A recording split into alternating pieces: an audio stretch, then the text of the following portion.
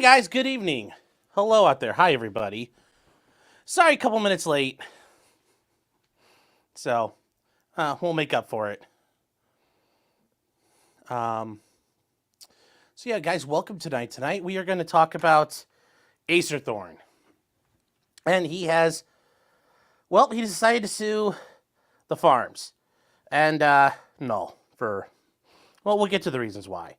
Now, if you guys aren't familiar with Acerthorn, I call it the 500-foot tall Sperg, and that's basically what he is. He is a vexatious litigant of the truest sense.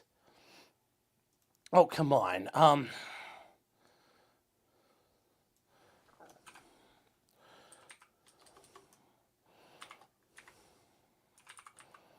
There we go. Let's try this. God, Twitch, you do not like the word retard for some reason. Let's try this now. There we go. Gosh, it took so long. Twitch did not like all the words I chose. No, I am not dead, I promise. I promise I'm not dead. So anyway, Acerthorn is, he is mentally retarded. And he is a very malicious man who lives in Arkansas. So if I said he's the biggest tard in Arkansas, you'd be like, well, wait, doesn't Boogie count? Well, yes, but this guy's a bigger tard than Boogie. So, this is the true heir of the throne. The true king of Arkansas at this point. And he has a history of being a vexatious litigant. He's actually been declared that in 2 separate courts. And he just files shitty lawsuits because people do things to him he doesn't like. He's very malicious. Unlike Greer, who's just kind of a moron, Acerthorn, David Stebbins, actually understands what he's doing and tries to use this to terrorize and harm people. Because that's what he does. He's actually a very malicious person. So we're going to talk about his lawsuit and then why it's not going to work. And, if you guys kind of want some insight into his budding legal jurisprudence, we're gonna cover some of that real quick as we get going. I'm donating some whale blubber to Russia in these trying times. Yeah, that's... Oh, they would have energy needs met for a decade with all my blubber. So, is this the turkey guy? Yes, the gobbler. Yes, the gobbler himself.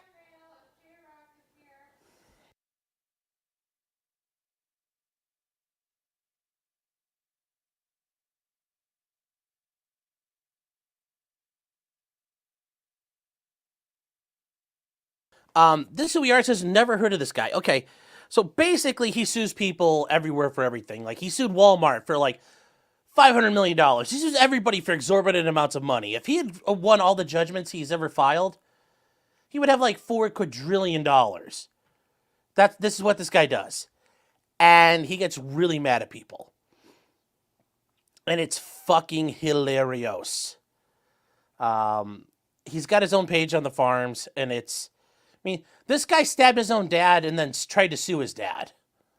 That's how much of a, he's schizophrenic and mentally not all there, plus the autism, plus some anger issues. It's perfect.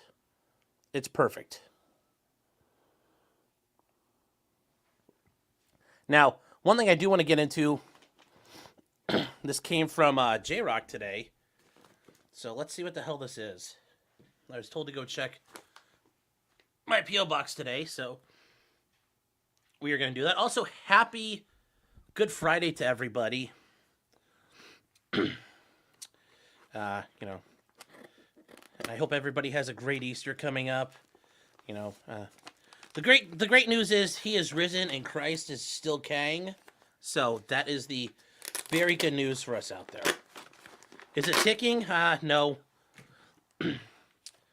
Is it ticking? Sadly, no. It's not ticking.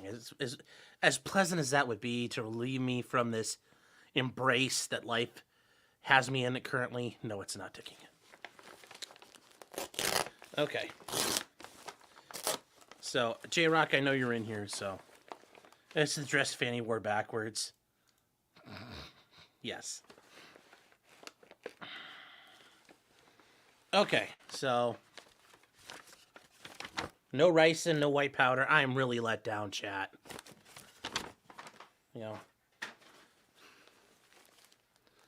Well-made packages never tick. Yeah, some of them don't. But you know what? I've only talked about how to derail trains, not what to use to derail the train. So I don't think you guys have gotten that far in the compendium of learning series yet.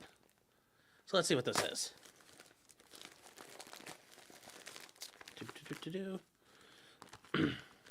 The fuck?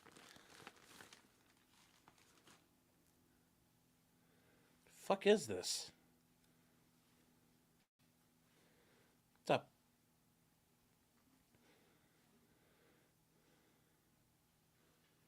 It's a panda bear?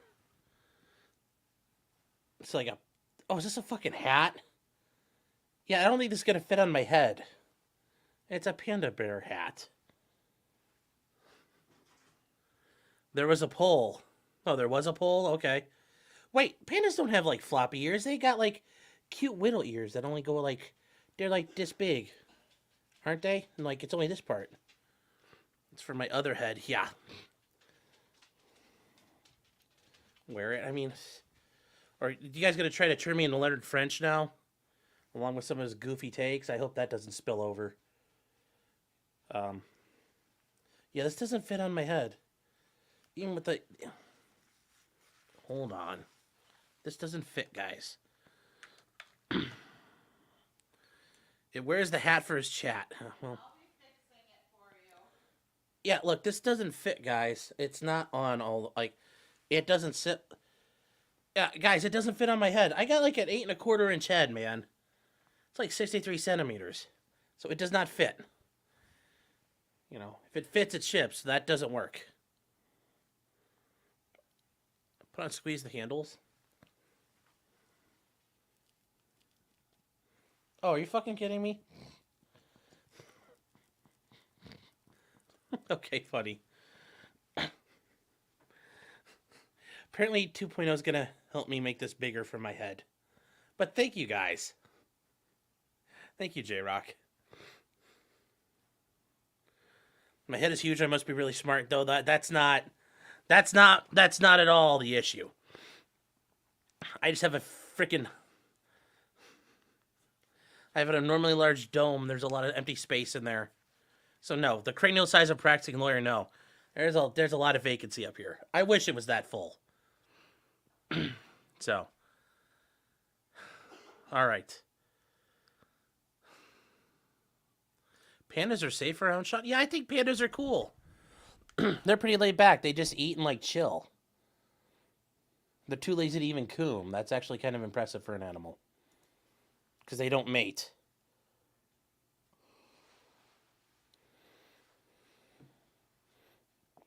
I'm going to have a hat goal now. Well, 2.0's got to fix the hat anyway, so I'm not going to wear a hat that doesn't work. I do have the panda color scheme and build. Yes, I do. I do. So, all right, guys, let's get started on Acerthorn. So, we first need to start off with, this was filed in the Southern District of West Virginia. And we start off with what he filed, and this is going to be important here. He filed...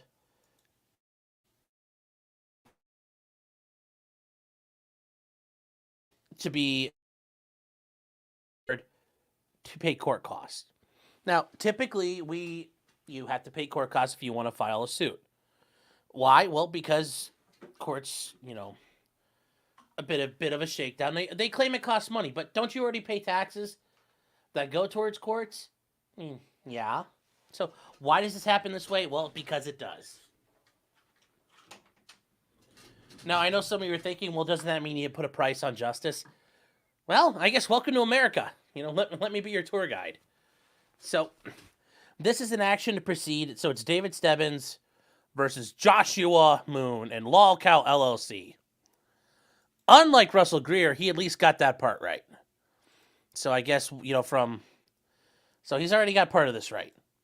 An action to proceed without paying fees or costs. And he says, I am a plaintiff in this case, and I declare I'm unable to pay the costs and proceedings that I'm entitled to the relief requested. Now, there's a couple different options he could say. In support of this, I answer the following questions. If you're incarcerated, obviously, yeah, you don't have the money to file. You don't have a couple $100 to file a court action. If I'm not incarcerated, okay, well, option 2. If I am employed, my employer's name and address are, I am self-employed, I am seeking but have not yet found outside the house employment. I'm sure he's probably never going to find outside the house employment unless murdering hookers at a truck stop is an actual paying job. So, his gross pay and wages are blank. My take-home pages are blank per pay period. And then he says, in the past 12 months, I've received income from the following sources. Business or other self-employment, yes. Rents, no. Annuity, nope. Disability. He says disability or workers' compensation payments. He says no. But the answer is actually yes. Gifts or inheritances, no. Any other sources, yes. If you answered yes, what happens? I'm on self-employment from YouTube. For the past 12 months, I've averaged $47.65 per month. You know, he's eating good at the Acerthorn house. Enough money he could pay to clean up all the mold in his hovel. And he says he gets SSI payments of $943 a month. Okay, well, I mean, I'd still argue that goes in the disability checkbox, but okay, whatever. So, yes, he's basically on Social Security, and he's a grown man because of his mental retardation. He is on SSI. So he has checking or savings account. He's got $223. Any automobile, real estate, artwork, or other financial instruments or things you own in name of any item held in someone else's name. He has no noteworthy assets. I mean, nothing noteworthy is kind of the... Yeah. I'm going to leave it alone. I'll leave it alone for you, Acerthorn. I'll cut you a deal. I'll cut you a break there. Any housing, $400 in rent, $95 a month in utilities. It's not pretty cheap fucking utilities. He's got electricity and internet, but whatever. Any debts, $40,000 in old student loan debts. And that's the problem. He took loans to go to school, and within, immediately there, he freaked everybody out and was a security threat, so they kicked him out. So he lost all that money because he's a complete psychopath. And his declaration is, I declare under the penalty of perjury, the above information is true and correct. Now, we'll get to why this probably isn't true and correct in a second. So here we go. That's his signature. And why it's going to take us a second here is because we're going to go through all of his shit now. And Karam says my storage unit is $600 a month. He literally lives in a little shit hovel, guys. I'm not joking. In fact, we'll bring up the fucking video because he lives in this little mold-filled apartment in Arkansas, and it's... I mean, I'm sure he's going to he'll probably try to get me, he'll probably try to come after me for this. But this is a great example of Acerthorn's house. Here, I'll show you guys something real quick. He's got his own page here on the farms. So if you scroll up a little bit more, you'll... he's got his own page here, David Anthony Stebbins, also known as Acerthorn. And, I mean, look at his house. This is his house. That's all mold and dirt on things. This is where he lives. That's disgustingness right there. And I mean, it's probably a 1-bedroom apartment. I mean, it's nasty there. It's nasty. So, and then, yeah, before we get too far, I guess we'll come back to this. This is just an example of some of his lawsuits. He sued Microsoft. He sued Google. He sued the state of Texas. And I mean, look at this. He's asking for $5 billion, $500 million. He tried to sue Walmart because he's such a spaz. Even Walmart couldn't hire him. He tried to sue Walmart. He tried to sue the state of Arkansas and the local courts. He tried to sue the University of Arkansas. He tried to sue Full Sail University. He's done a gajillion of them. All this guy does is file lawsuits because he's a fucking asshole. And he wants to punish the world. I'm not whatever. That's his raison d'etre. That's his every morning he gets up and wants to file lawsuits and punish people and attack people. Because he's a bully at the end of the day. That's what he is. He does this to raise harm and havoc with people. I can't keep up with all these retards. Where does he come from? I don't know. Maybe his parents drank a little too much when he was gestating. I'm not sure. But he loses everything. He's never won a lawsuit. Is he a Redditard? Well, he is on Reddit, but I mean, he's too retarded for... He out-retards Reddit, and that's hard to do, but yes. Yes, he is very much one. Yes, he's never been insured before he went on supplemental income. Yes. So... Wait, won't the Border Patrol hire him to murder hookers at truck stops? I get that reference. So... Be careful, Stabby likes to stab. Okay, well... He comes to my house, it'll be a televised murder. So, that'll be great. That'll be great viewing potential. I'll wear a GoPro when he tries to come into my house. It'll be a GoPro home invasion. Think about the clicks I'll get then, chat. So here we go. This is his lawsuit.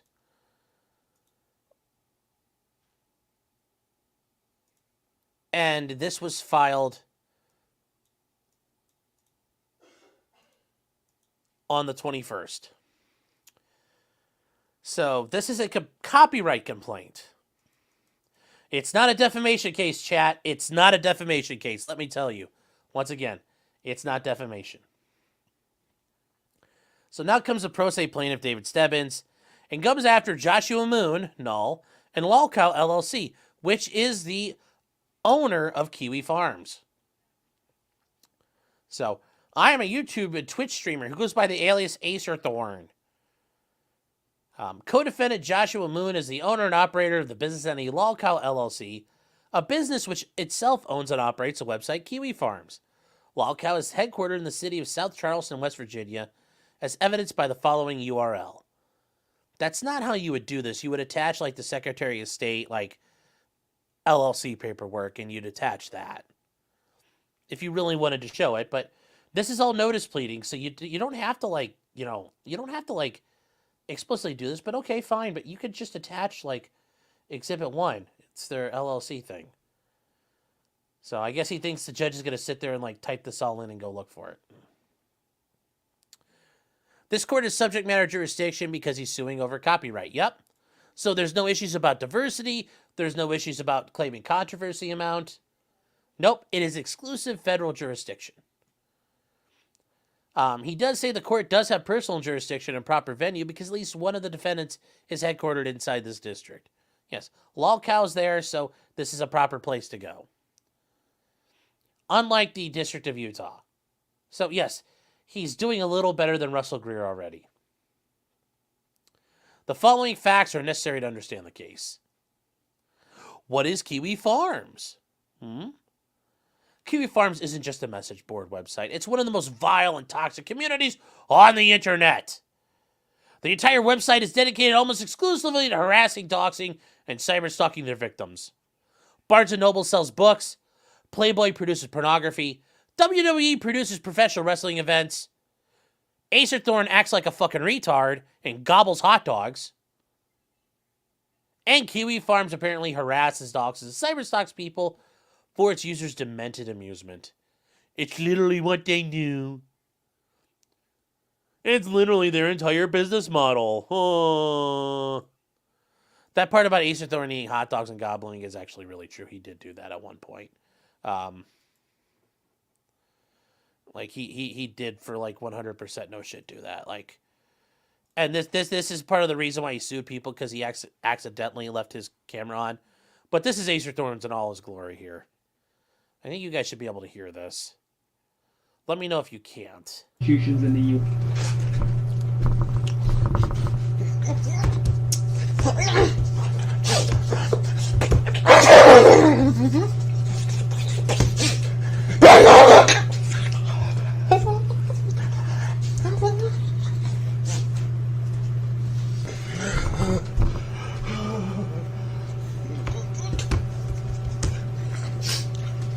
Yes, this is really Acerthorn in his natural environment.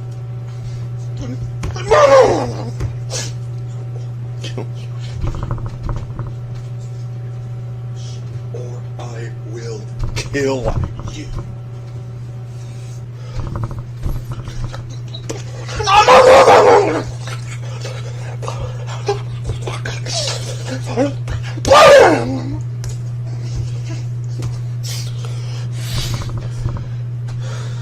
Yes, guys, this is part of an hour. This is a clip of 4 minutes of an hour-long inadvertent live stream he did that he then tried to monetize, and then when people aired it, he tried to sue them for copyright infringement, and he completely lost his ass in court over it, and led to him, trying to sue Google and multiple entities in California, and helped get him declared a vexatious litigant there. So, good job, Acerthorn. But yes, this is him spurging out, as he naturally does.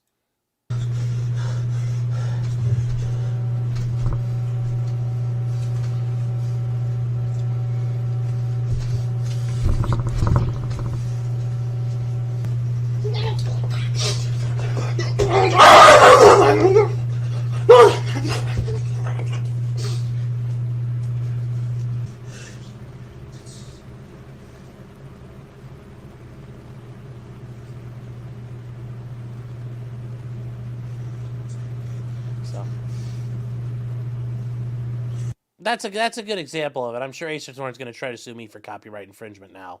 So whatever. So he uses the kiwi farms getting dropped by Cloudflare. So he cites the entire good chunks of that article. We're not going to reread them because it's all bullshit anyway. He's like, in fact, back in 2022, it got so bad that Silver Cloudflare had terminated the service. The reason they did is because the harassment, doxing, and cyberstalking got gotten so bad, it presented an imminent threat to people's lives.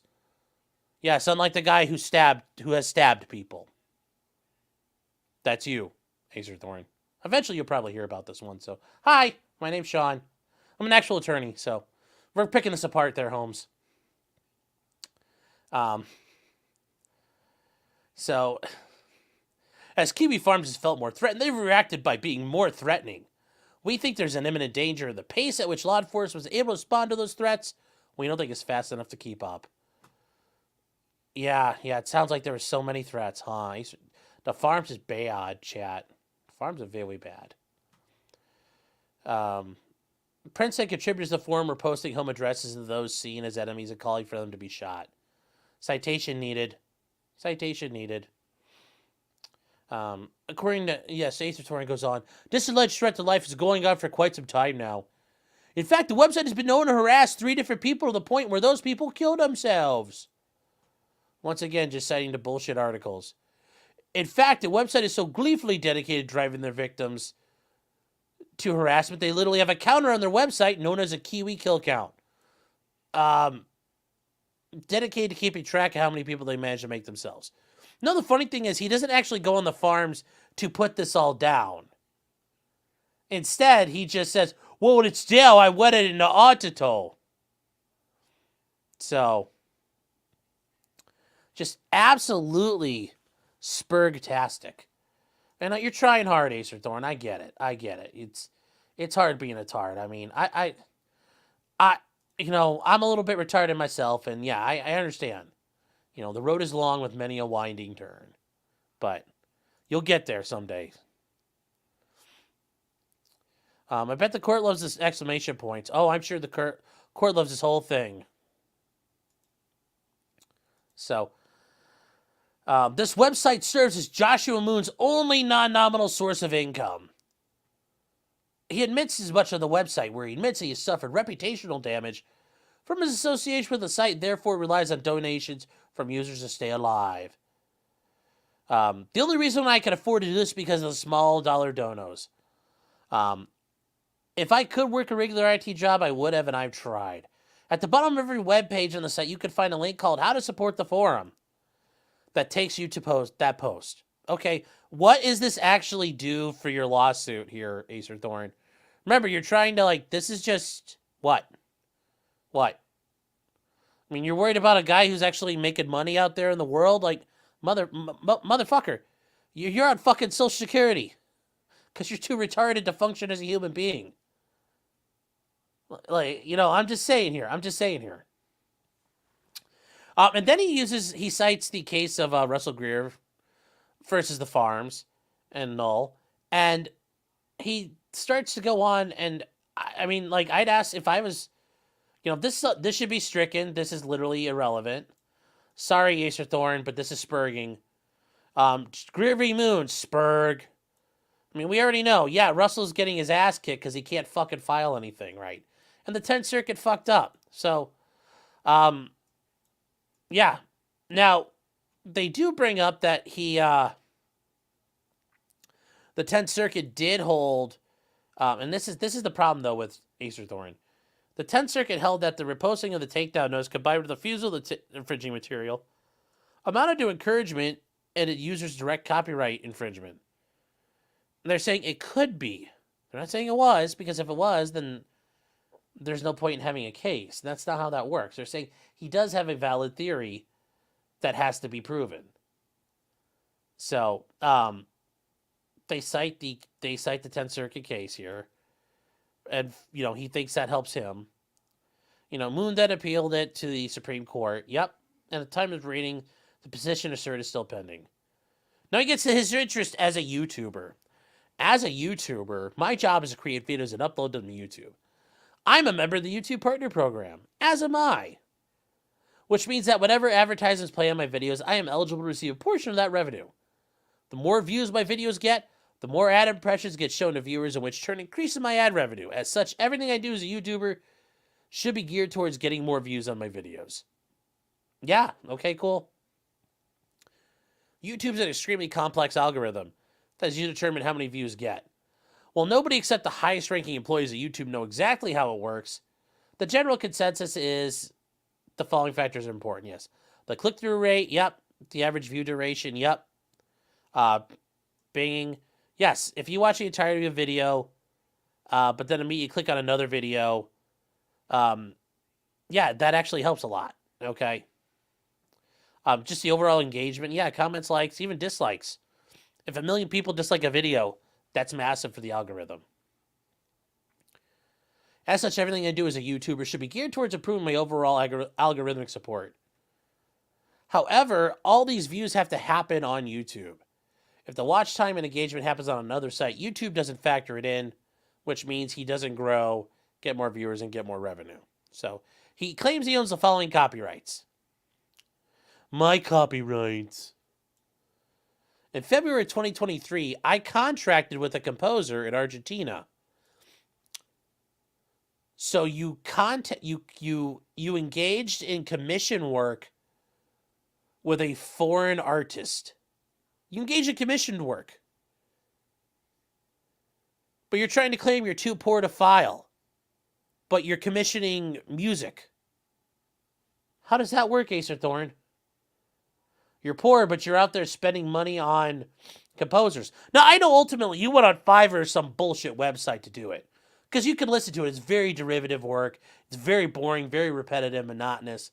I mean, shit, even lo-fi sounds better than it.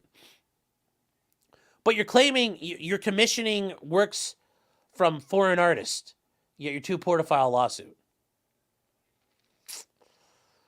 So the titles for these 10 songs are Acer's High and all this. Yeah. There is no hope.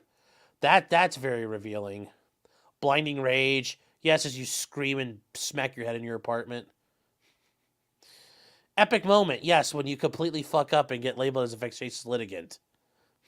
The Sigh of Relief. Yes, when the courts don't have to deal with your retarded ass anymore. You can listen to these songs by going to the following unlisted playlist on YouTube. And he lists it. However, you have to pay my channel at least $1 per month to be able to listen to these songs. That's not how exhibits and proof work. You're like, well, I'm going to offer this as I imagine, like, if this were to go to trial, he would try to pull it out and be like, you guys have to pay me money before I can show the exhibit. You stupid motherfucker. Maybe once this case gets underway, I can file under seal so the court can hear these songs for free without me giving away free samples to the public. You could have filed under seal right now, but that's just me. What do I know? I mean, this is all a retarded lawsuit, but I'm just saying you could have done that already. These are works for hire, which means I 100% own the copyright to these songs, which means you spent money. So are you poor? And then I would further go on to say, he's claiming these are copyrights. Okay, well, are they registered? Because that's not free.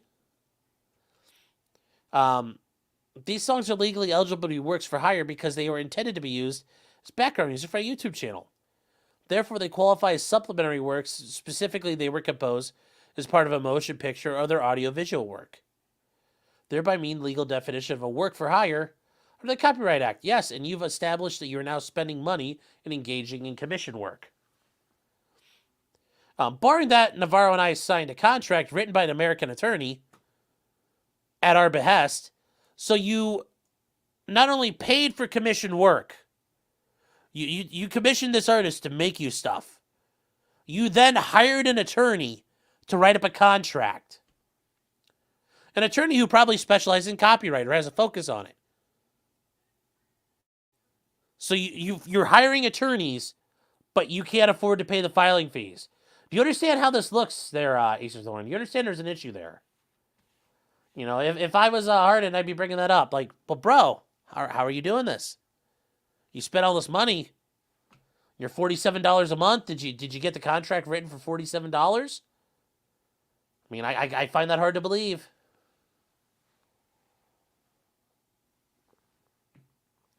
That even if these songs are not legally eligible for works to be hired, he was still selling the copyrights to me.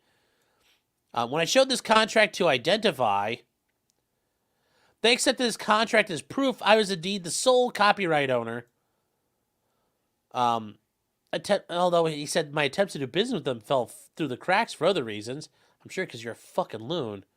So I'm confident this court will accept this contract as proof I'm the copyright holder once I disclose it in discovery. Okay. Then he says, in any event, I registered the copyright for these 10 songs before I began using them in any of my videos. So now you've commissioned work, you hired an attorney, and you paid copyright fees. But you're too poor to file a lawsuit.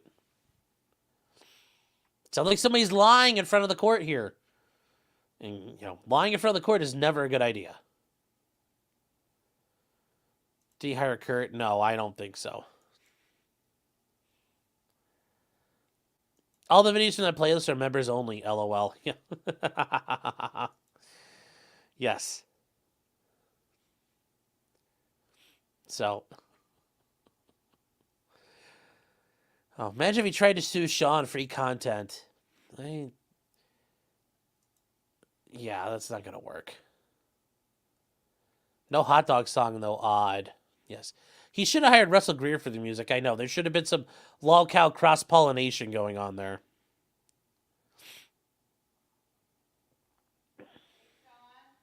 Hold on 1 second.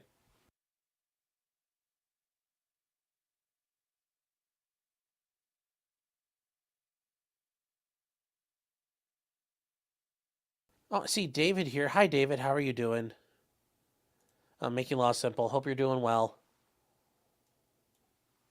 We go from listening to Chili talk about retarded things earlier today, and now we're dealing with Acerthorn. And don't worry, if you're kind of curious, what does this guy sound like in real life? We're going to get to that. So,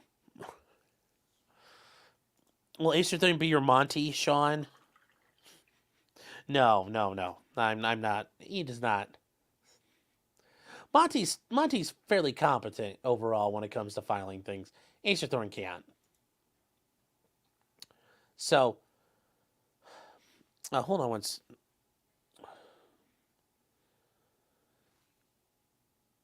So we're going to keep going here, guys. He says, although I have the registrations for these songs will invariably be included in all my YouTube videos going forward. Meaning anyone who copies any portions of my videos will almost invariably be copying portions of these songs as well. And that's why he did this, to try to fuck with people. It is not necessary for a secondary user to criticize these songs, specifically in order for eligible to be fair use defense. Now, This is interesting. It's not necessary for a secondary user to criticize these songs, specifically in order to be used for the fair use defense. That's interesting. He actually acknowledges that. My registration of these songs uses a workaround to keep me from expensively having to register each individual video every time it gets infringed upon. But it's not a workaround that gets around fair use law. You're catching on. As long as the secondary user makes a fair use of whatever videos contain these songs, their use of the music should itself be classified as fair use. However, that still requires they actually make fair use of the videos, and this court is surely aware, and which many people on the internet get wrong, yes, because the guy who fucking loses every lawsuit is really the legal arbiter here. Is that really it, Acerthorn? Fair use requires more than just providing criticism. Criticism is a good step to fair use, but it's only one factor. Then we get to the video in question. So on March 12th, he put together a video called Kiwi Farms Goes to Supreme Court, and it'll most likely fail, and here's why. On March 12th, he posted a video to his channel called Kiwi Farms Goes to Supreme Court. It will most likely fail, and here's why. The video can be viewed at the following URL, which, I mean, this is, like this URL. So this is the actual, we'll start off at the beginning, because we'll get to the beginning and we'll get to the part where I think it's actually funny, the breathtaking legal prowess that he does. But here's Acerthorn. Kiwi Farms, the notorious website dedicated to cyber-stalking, doxing, and cyber-bullying people for its users' demented amusement. Yes, okay, thank you. Citations needed there, Acerthorn. Citations really needed. But anyway, so he's gonna make that claim. Amusement is going crying to the Supreme Court like the little bitch that it is, asking the Coming from the guy who every time gets his asshole impounded in a district court, I mean, just keep this in mind, chat. Every time Acerthorn gets his asshole blown out in court by a district court, he immediately goes running, screaming and crying to the Court of Appeals. When he got declared a vexatious litigant out in California, what did he do? He went to the Ninth Circuit and cried like a widow bitch. Like, this is a big fucking self-report here, homie. Big fucking self-report. And, like, listen to that music. It's like, that's what you paid for? How much did you pay for that music, homie? Like I said, it's very bland. It's not inspiring. I'll criticize your music and what you did with it, but I'm also going to criticize your background. You're just using, like, stock footage here, dude. And then I'll criticize what you're saying. So how about that, Acerthorn? Yeah, that, like, you know, potentially criminal's a big meaty head in the lawsuit. I'm sure that's what it's going to say. But yes, listen to him. Supreme Court to reverse the lower court's decision that will force Joshua Moon to actually take some responsibility for its actions. And yes, Once again, coming from you who never takes responsibility for your actions, that is some beautiful, beautiful nonsense. That is beautiful from you, Acerthorn.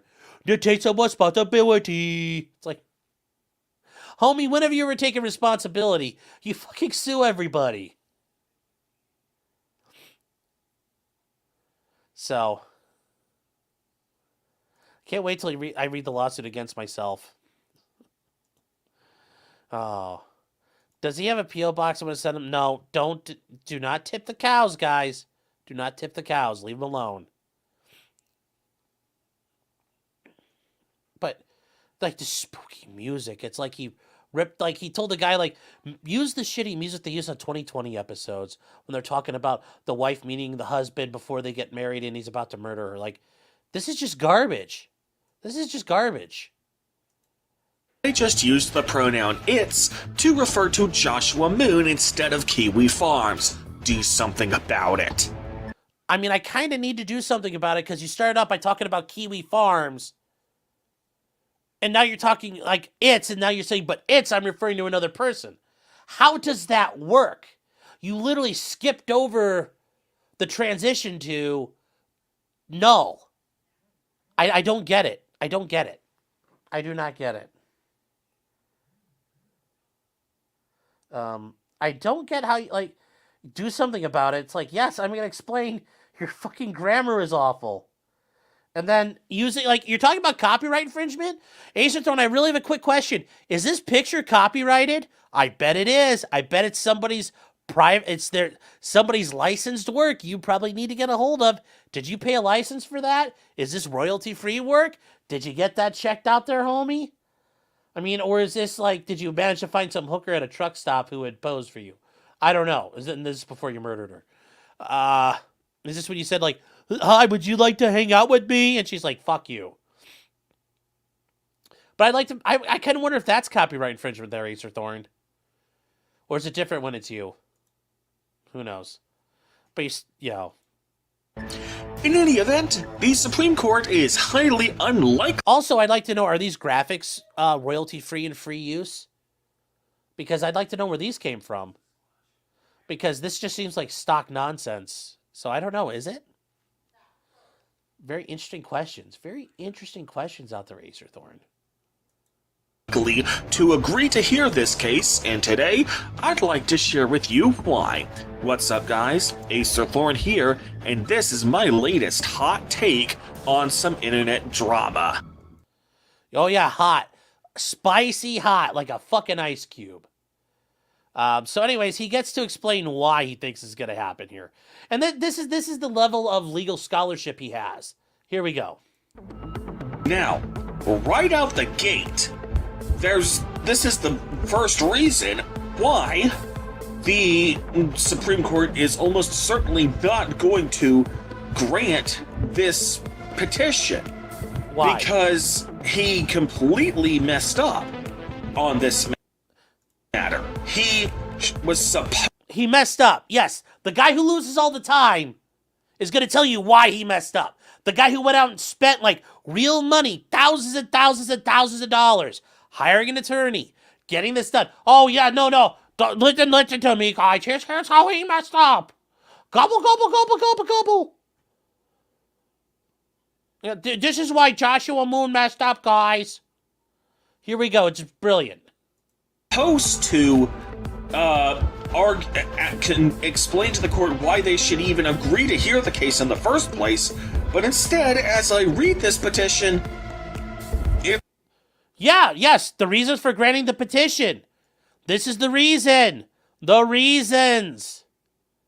The 10th Circuit ignored or misconstrued this court. It's saying that the 10th Circuit got Supreme Court precedent wrong.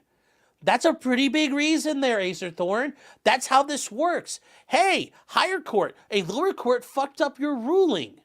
You should fix that. This is also in contrast to other circuits. Those are pretty good reasons. They're pointing out that they completely got it wrong. So I just don't see it. I'm like, yeah, I understand you don't understand this, Acerthorn. And then, yes, listening to the music now, it's like this, like, garbage you'd have, like, in a video game that's set in the 80s. It's this, like, using, it sounds super repetitive. It doesn't have, like, any real tempo. It's just mindless background music. Like, it doesn't engage you or match the tone of what he's talking about. It's just back there, and it is kind of loud. Like, if you're trying to make it, like, really good background music, it should be very subtle. But I don't know if he understands that at all. I don't know if he understands that at all. So he should really script his videos. Did he have a stroke? No, he's just that. He's severely fucking autistic, guys. I'm not joking. He is autistic as fuck. And I mean, that's coming from a guy who's got a fucking wooden boken. Although, to be fair, mine was still from the, I never got the opportunity to do it, but it's through a company, Adrian Paul, the Highlander from the TV, was selling as part of classes he was offering. So it's actually kind of cool. But yes, for this guy to run around and say people are fucking up, and he's just fucking retarded. He is a fucking Asperger, like, he is Spergatastic. Like Shaggy, it's like Mr. Spergtastic. You know, Mr. Spugtastic. He's like, they're singing about me. Why is he playing a video game? Because he plays in the background. It's like he's the shitty. I mean, and that's the other thing. The video game playing in the background while you're talking, that's just shitty commentary community stuff. So, but yeah, anyways, let's keep listening to this brilliance. It becomes immediately obvious that they're just trying to argue that the Supreme Court should hear the case because the Court of Appeals fucked up. Yeah, that's how this works. What you don't appeal a case saying, "Oh, by the way, they're right." Otherwise, it's not an appeal. I mean, I get it. You don't ever fucking win, Acerthorn, but at least like you'd understand how the appeal works. Sorry, Moon, you kind of skipped a step. Yep. Like I just said a minute ago, that's not how it's supposed to work. That's supposed to only come after the case, after the Supreme Court has granted certiorari. You're gonna tell us how that's done? Yes, the great certiorari hunter, David Stebbins, Acerthorn, the man who could get cert with only writing on the back of a napkin. You're not supposed to tell them what the problems are until after you get cert. How do you get cert if you don't tell them what the problems are, Acerthorn? I'm just work with me here. I'm really trying to work with you here. I'm sure you're gonna say I'm a big poopy head or an idiot. What does that faggoty lawyer know? Those faggoty book learning. But I'm just saying, man. I'm just saying. Anyways, that is the brilliance. The brilliance of this guy. Like just that's who we're fucking dealing with. That's who we're dealing with here, chat, okay? Just so you understand. That is who we're dealing with. And I mean, fuck, I kind of wanted like. But here, you're arguing that they should grant certiorari because of reasons they're not even supposed to consider yet. I mean, it's like how do you know that? How the reasons they're not supposed to consider yet? The court got it wrong. Well, don't tell us about that yet. How do you get certiorari then? Given your brilliant experience as an appellate, guy arguing appellate cases there, Acerthorn, how does that work? How does that work?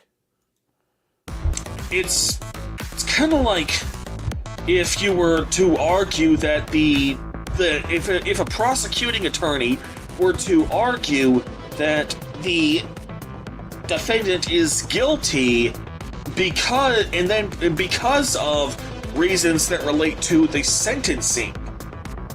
You're supposed to get the conviction first, and then argue for the sentencing. You should argue. First, you need to show proof that the defendant did the crime in the first place.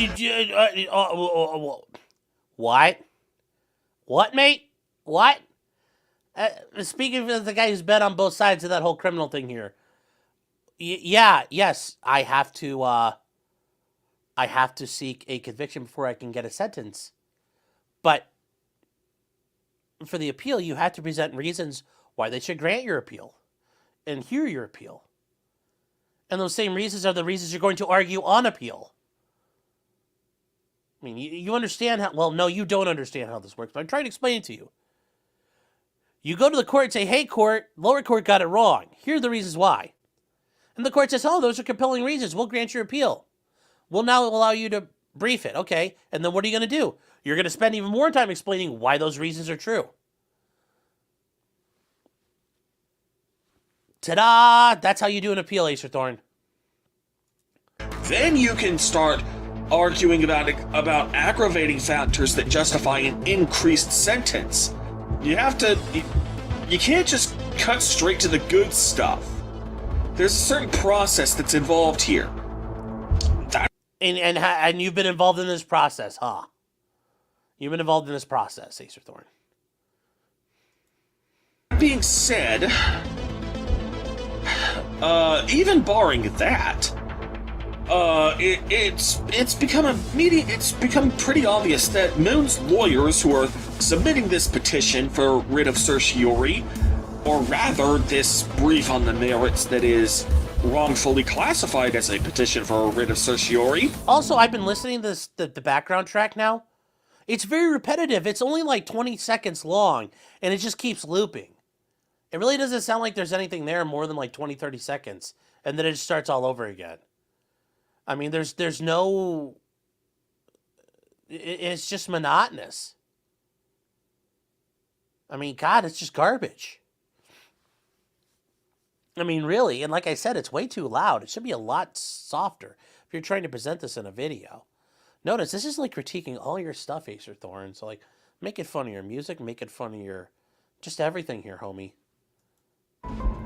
That's fair use.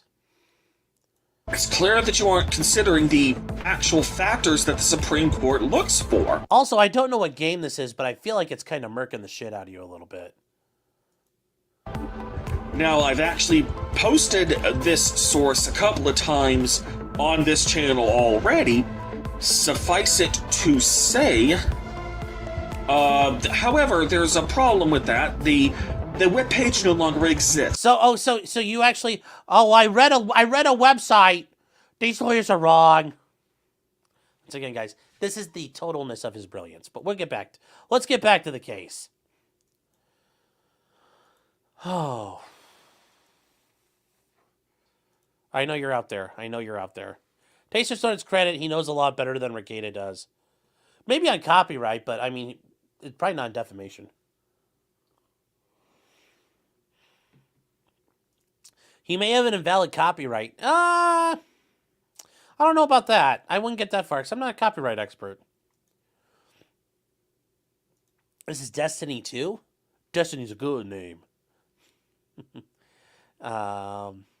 Why would you use laggy background footage? Because that's the best he could have. That's him. You know what? He would get really mad. He's like, that's me playing! Gobble, gobble, gobble, gobble, gobble, gobble, gobble. So... That is ultimately him. The Destiny games suck. Yeah. I mean, you should use the Airwolf theme. Yeah, I mean, it's almost like a derivation of that, you know. But the Airwolf theme is fucking dope. I'm just saying, it's dope. Anyways, let's get back to this. Let's get back to the Spergification here. So, Eric is saying you can pay $40 to copyright your track. Okay, so he's got $400 laying around, plus the commission work, plus hiring an attorney. An attorney's probably a couple $100.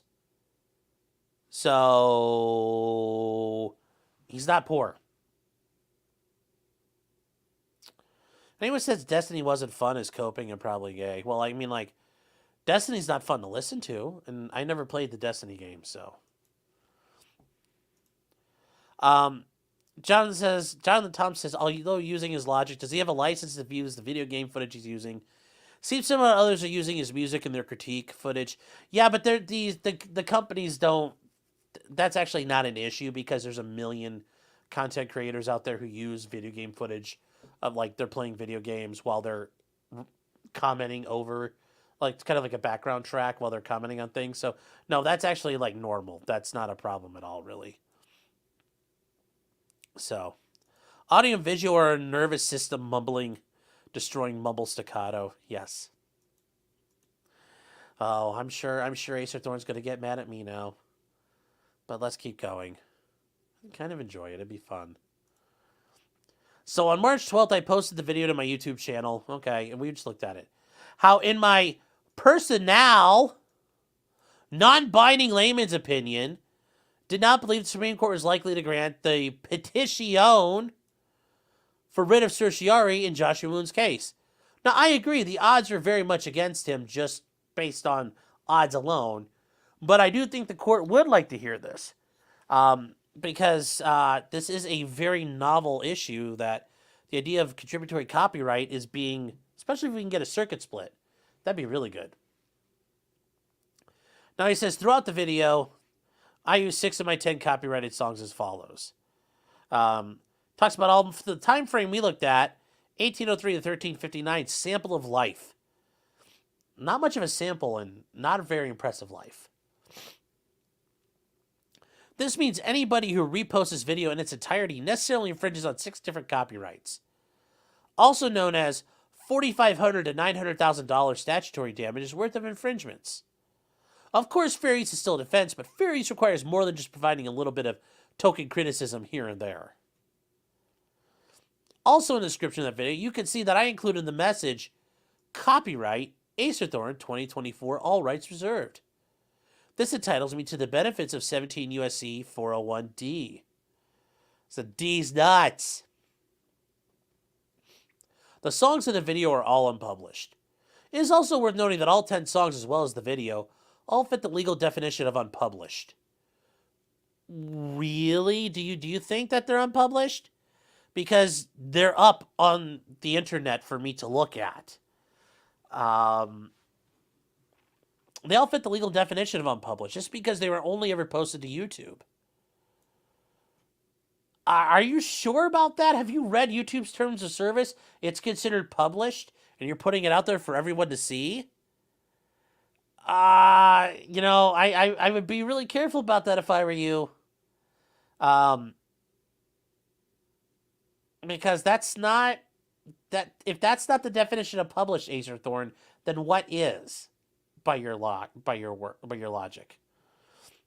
Now he tries to cite this Circular 66, which is a copyright circular from the Copyright Office.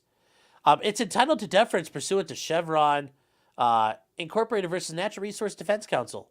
So he's talking about Chevron deference, but like, homie, if you haven't noticed, Chevron might be on the rocks, so I'd be careful about arguing that.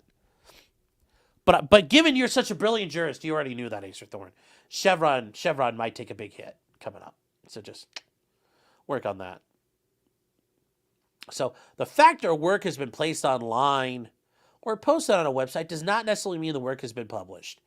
The office considers a work published when copies of it are distributed to the public by sale or other transfer of ownership if the copyright owner authorizes the end user to retain copies of the work.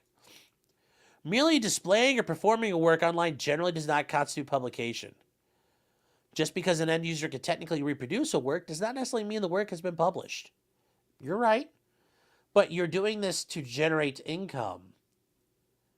I mean, you even admit you make money off YouTube. You make $47 a month. You are using that work for your own personal enrichment. I'd argue that probably is published because a copyright owner must have expressly or implicitly authorized users to make retainable copies of downloading, printing for the works to be considered published.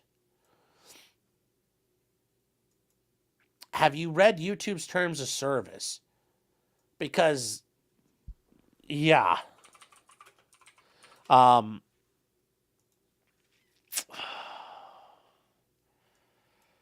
Yeah, that's, I mean, this is,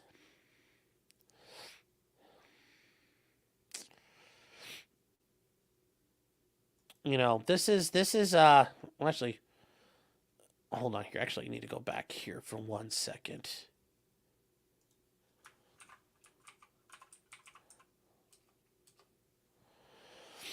You're going to have a very interesting time with that because,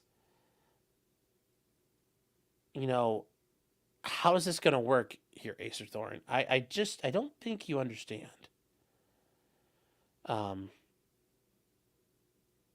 So this is YouTube's terms of service, regarding your content and conduct. So,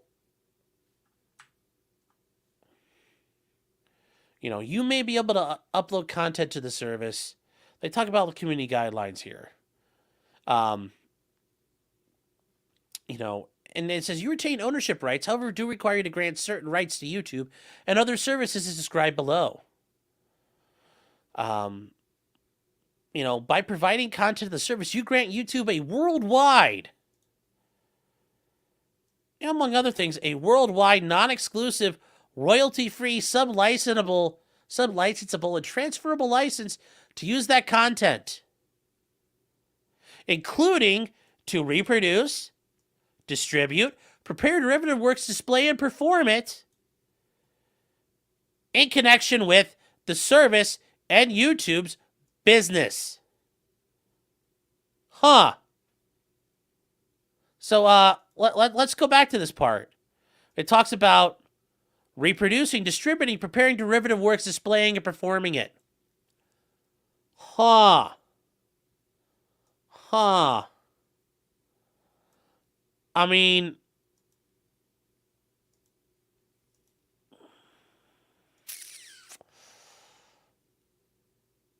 yeah. The owner must have explicitly or implicitly authorized users. Yeah, so, well, YouTube has a license to do all that. You granted it to them. To argue it's not published, I mean, you're making money off of it. How could you make money off an unpublished work, Acerthorn? That doesn't really make much sense.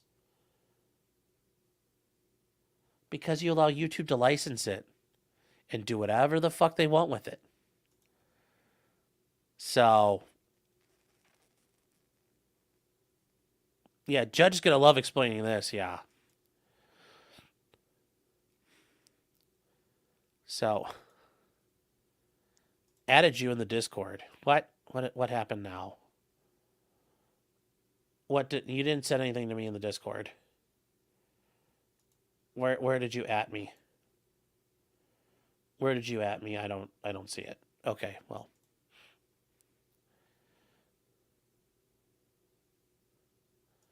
Wendy says, if his videos aren't reposted until somebody else reposts them elsewhere, but if they do repost them, he will sue them for copyright.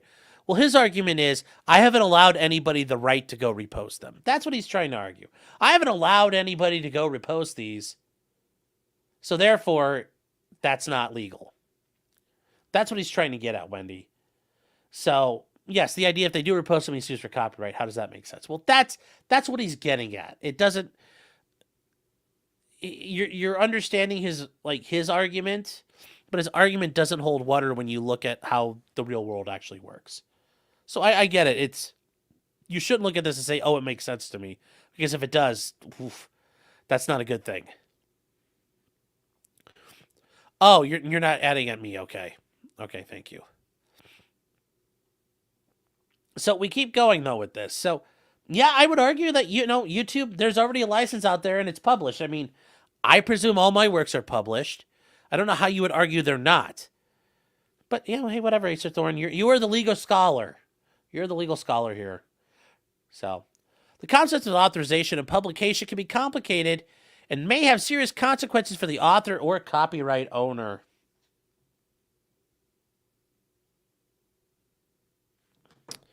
Hold on, guys.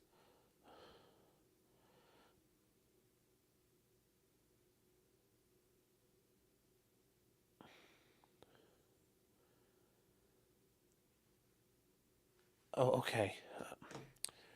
The concept of authorization and publication can be complicated and may have serious consequences for the copyright owner. For this reason, the office usually lets the applicant decide whether a work is published or unpublished. Usually, okay, well, in making this determination, you may wish to consider the guidelines. Work made available only by streaming. Streaming is a performance, which in of itself does not constitute publication. That wasn't streamed. That was pre-produced there, Acerthorn. You literally pre-produced it and uploaded it. Because as a practical matter, the end user does not retain a copy of the work when the performance ends. Work for which a downloading or reproduction is expressly prohibited. If there is a notice on a website in the terms of service, oh, you're worried about the terms of service now. It's funny you put that in there. For the site or another obvious place indicating that a work or content cannot be downloaded, printed, or copied, or the work content may be deemed unpublished, well, I can download stuff. Because the end user is not authorized to print, download, or otherwise distribute copies. Acerthorn, am I prohibited from printing or downloading out what you've done? I mean, because if I download it right now, if I open up 4K download or downloaded it, have I violated your copyright? Are you saying I can't do that? Or are you just worried if I take away your money?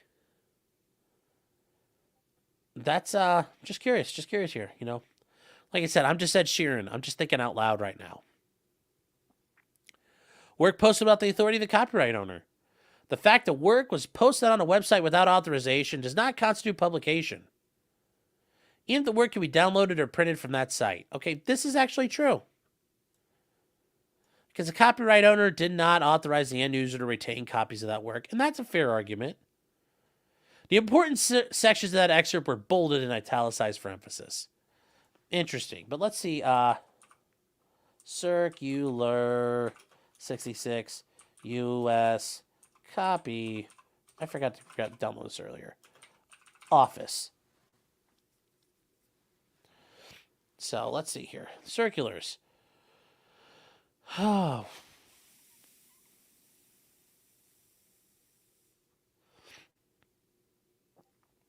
Okay, so,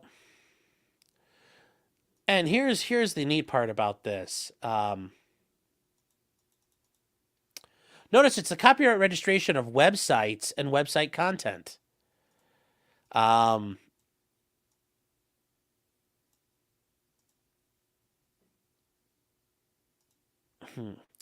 hey, David, you're hanging around. If you'd like a link, I can send you one if you're interested. I'm not sure. I know you had a long day of milking the horses, so if you're interested, though, let me know.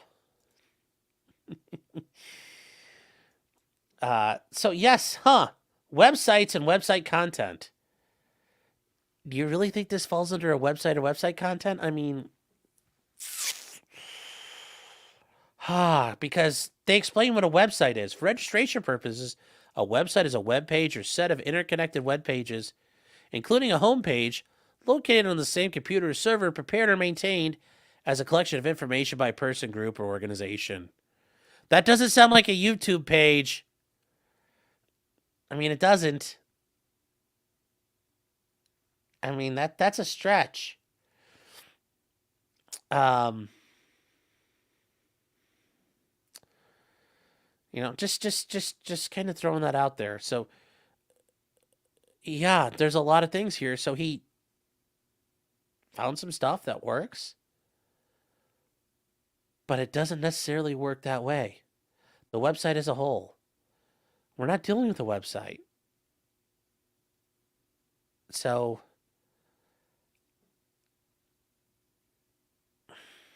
you know, Acerthorn, like, I didn't read this before, but homie, I don't think this necessarily applies to you. You might like try to make an off-the-wall argument, your YouTube page and all those things count as a website, but that's not really an independent website. You are a subsection of a, you know, basically an entertainment app. So,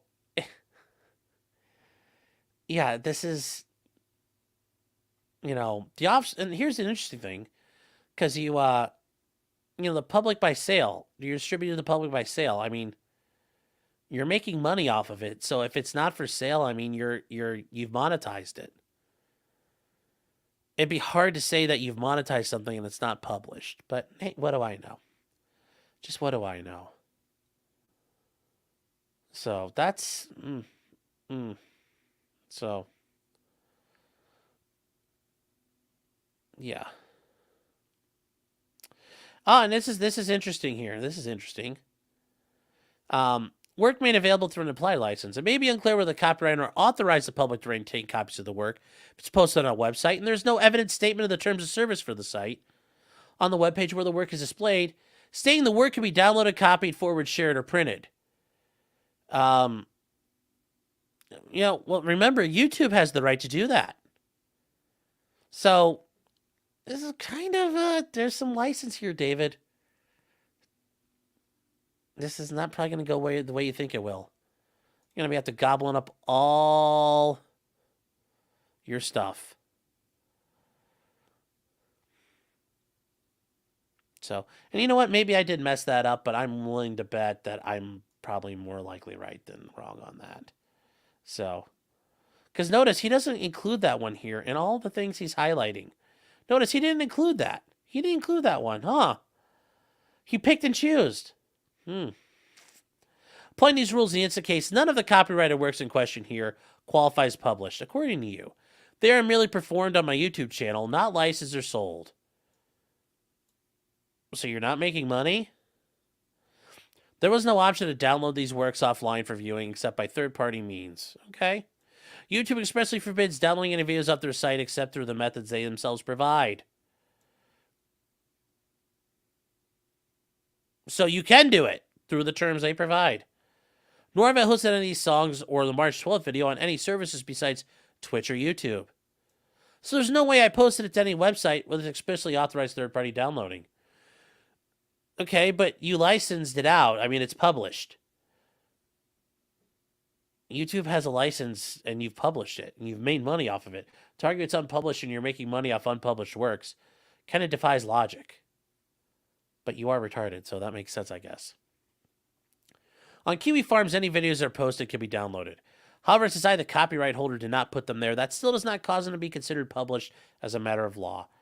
Yes, that's true. It's not published because somebody else put it up somewhere else. However, even if my understanding of the facts is wrong, it ultimately does not matter. Bear in mind, Circular 66 says that sometimes it may be unclear whether this counts as a publication. Earlier in that excerpt, they also stated whenever it is ambiguous, the copyright owner gets to decide whether it's published or unpublished.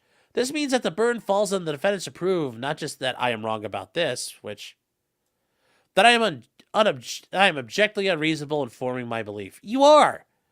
To argue that's not published is fucking mind-boggling. If there's any ambiguity in the facts, my preference is entitled deference. Therefore, the songs and videos are still legally classified as unpublished, and there's no two ways about it.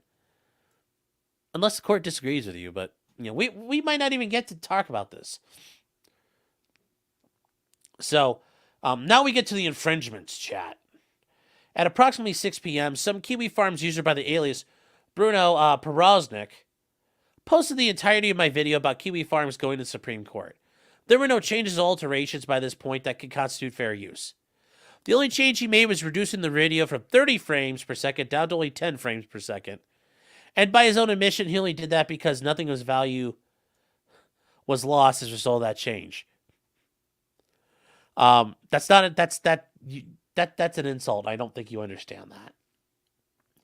You couldn't point to anything in this post and say this is transformative because there was literally nothing to even point to.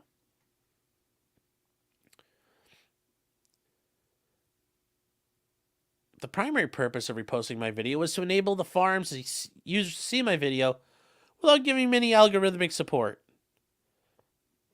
As I mentioned in paragraph 16, any views, watch time, or engagement that grows outside of YouTube's umbrella does no good towards my channel growing. This is precisely the injury Bruno sought to inflict upon me.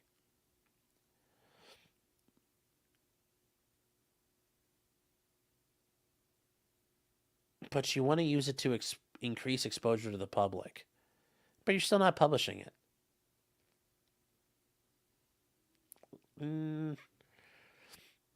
You do you, boo. So the first DMCA takedown. So at 1:50 a.m. on March 13th, nearly 8 hours after the posting, I sent a DMCA takedown notice to the email address at kiwifarms.net. This was done pursuant to the instructions found on the webpage, which, okay, great, Noel's complying. So it was reasonably calculated to reach Joshua Moon. At 9:18 a.m. the same day, which was likely only 1 or 2 hours since Joshua Moon woke up that day.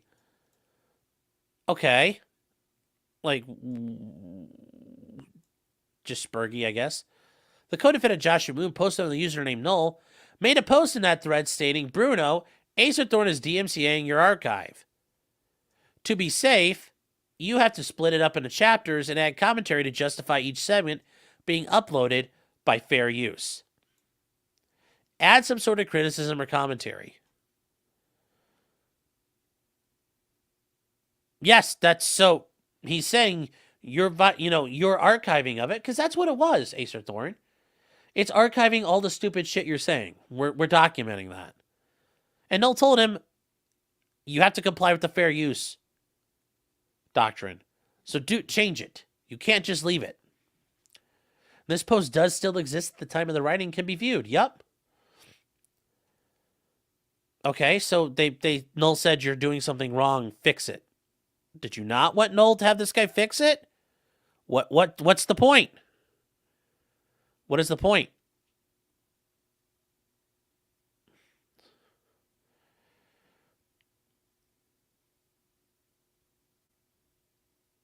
So that's not my username. Funny.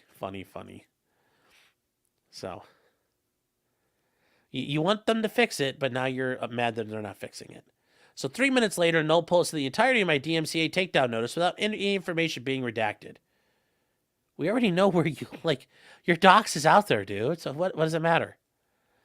An hour later that same day, Null made a post calling me a fat, smug, condescending prick. Those are all true. You are fat, you are smug, and you're a condescending prick. Which is really hard to do for a complete retard, but yes, you do manage it. And that he uses the court system to harass people into submission. That's also true. That's what you do. You weaponize the legal process like a truncheon. Acerthorn seems like a really sad, vacuous old man rotting in his decrepit apartment. No lies detected really at this point. This post can be found, yes. The minimal criticism video. Later that same day, Bruno, acting pursuant to Moon's express invitation to repost the video mentioned, reposted my video, only this time he provided some nominal additional commentary. Nominal, that's a term of, that's a descriptor. That's not a fact. That's opinion. How do you describe it as nominal? Because you don't like it? In this new post, he still literally copied 100% of the original video. Literally every single last second of it. Yeah, that's what copying means. He may have added a few moments of original content, but he subtracted nothing. He doesn't have to. He doesn't have to subtract anything. After all, there's many ways you could transform a work. After all, his goal was all along simply provide a market substitute for my video. No, I don't think so. And now you're making a lot of speculation there. To enable users of the farm to see my video without giving me algorithmic support. This is evidenced by the undisputed fact this posting was definitely his plan B. Something he only did because his original plan A, where he reposted the entire video and no additions or non-nominal alterations whatsoever, got taken down. In this post, Bruno alleges, I've done videos just like this many times on my channel.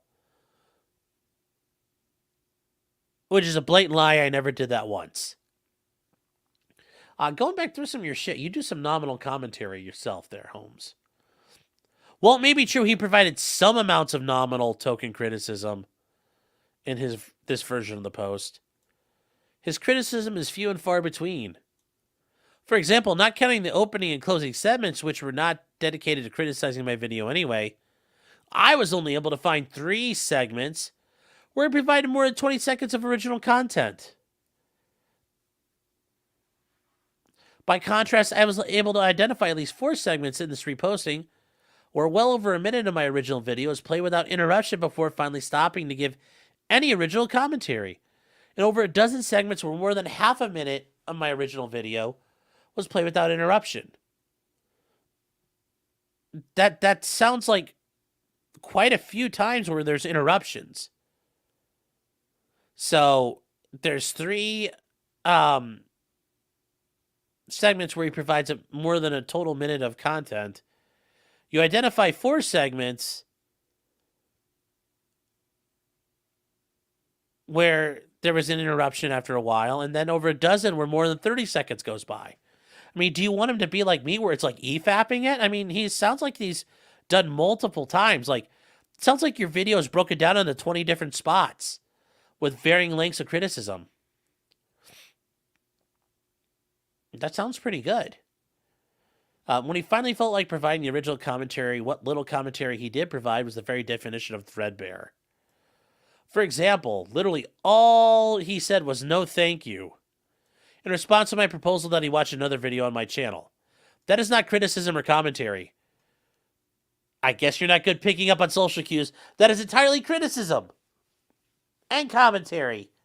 What's one of my other videos? No thanks, I'm good. He's saying like your stuff is bad. He's not going to watch it, David. I mean, I'll be your personal cue coach here. I'm not as good as Nick Rekieta at detecting personal cues, but I can help you where I can. The addition of new expansion to an existing work is not a get-out-of-jail-free card that renders the user of the original transformative. The new expression must be accompanied by the benchmarks of transformative use. Okay, I don't understand why you're making legal arguments in your complaint, but okay. After scrutinizing the reposted video considering fair use, I'm sure a lot of smacking your head and screaming at the hot dogs in your apartment, and finding it to be wanting, I issued another DMCA takedown notice to Kiwi Farms later that day. Yes. Hello, I declare under penalty of perjury I have a good faith belief. I received a response from Moon stating the following: that I declare under penalty of perjury I have a good faith belief the copyright violation is based on mistaken information, misidentification of the material in question, or deliberate misleading of the law. You may send service to the following address. And that is the counterclaim. Fucking get at me. This appears to mimic the language of the DMCA counter notification template. Yes, it is. Therefore, has refused to take down the second infringing post. I mean, yeah, why, what did you want him to do? He took it down. Like, they fixed the problem. Did you not want him to do that?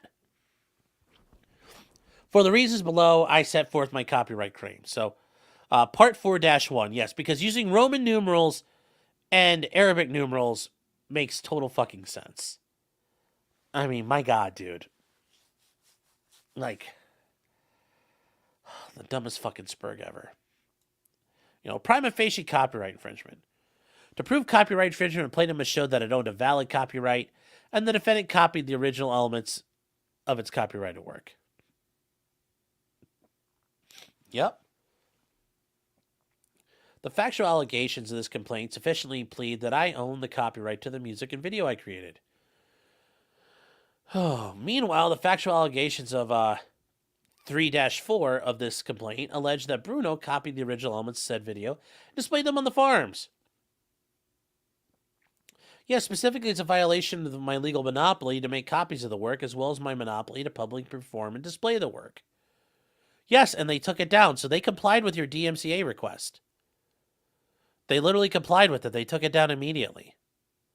And they switched it. Like, what more do you want out of them? Like, they complied. You don't get to still sue them. So, therefore, notwithstanding the applicability of any affirmative defenses, I have essentially alleged the elements for prima facie copyright infringement. Yes, notwithstanding the applicability of any affirmative defense, I win. It's like, well, the safe harbor and contributory infringement. Before I begin, I'd like to point out, this is a horrible it's like a video segue. Even if the defendants still have safe harbor, it still would result in total dismissal of the case. The statute of 17 U.S.C. 512 states that the safe harbor provisions do not apply to the injunctive release spoken of, and it appears no less than 4 times throughout the statute. Therefore, even if the defendants have a safe harbor for everything else, they can still be liable for the injunctive relief I'm requesting. Okay. That being said, Greer versus Moon out of the 10th Circuit is instructive in this section. In that case, Moon was found to be contributory liable for copyright infringement because he refused to take down the infringing post when asked, and he posted his email exchange with Greer to the farms, belittling Greer's attempt to protect his copyright material without resort to litigation. The latter act the 10th Circuit found amounted to encouragement of the farm's direct infringement. I mean, notice, though, there's a big difference in your fact patterns. The infringement existed, Noel told him to change it, and then he told you to fuck off. Notice that's a little, that's not even just a little, a lot different. You know, you understand the subtleties there, right, David? You understand Acerthorn?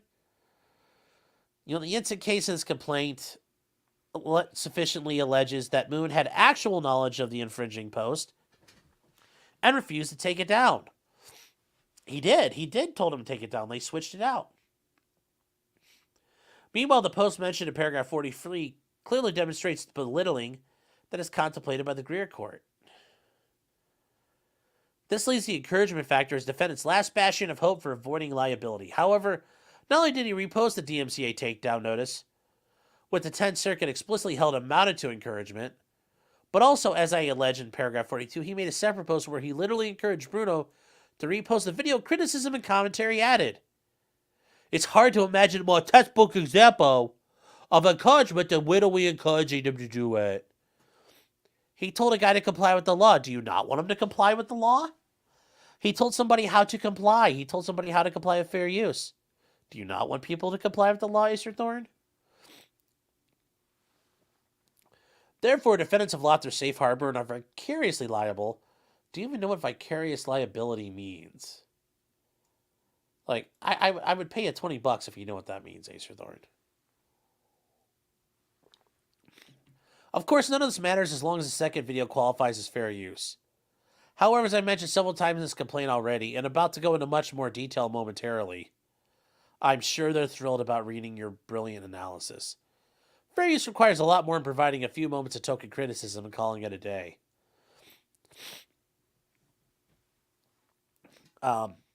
He says that Null telling him criticism and commentary added that he's allowed to argue defense of fair use. He's claiming it should not apply. He says, please note, I am offering to refute the claim to fair use in the complaint. I am not required to do so at this stage. Yeah, so why are you...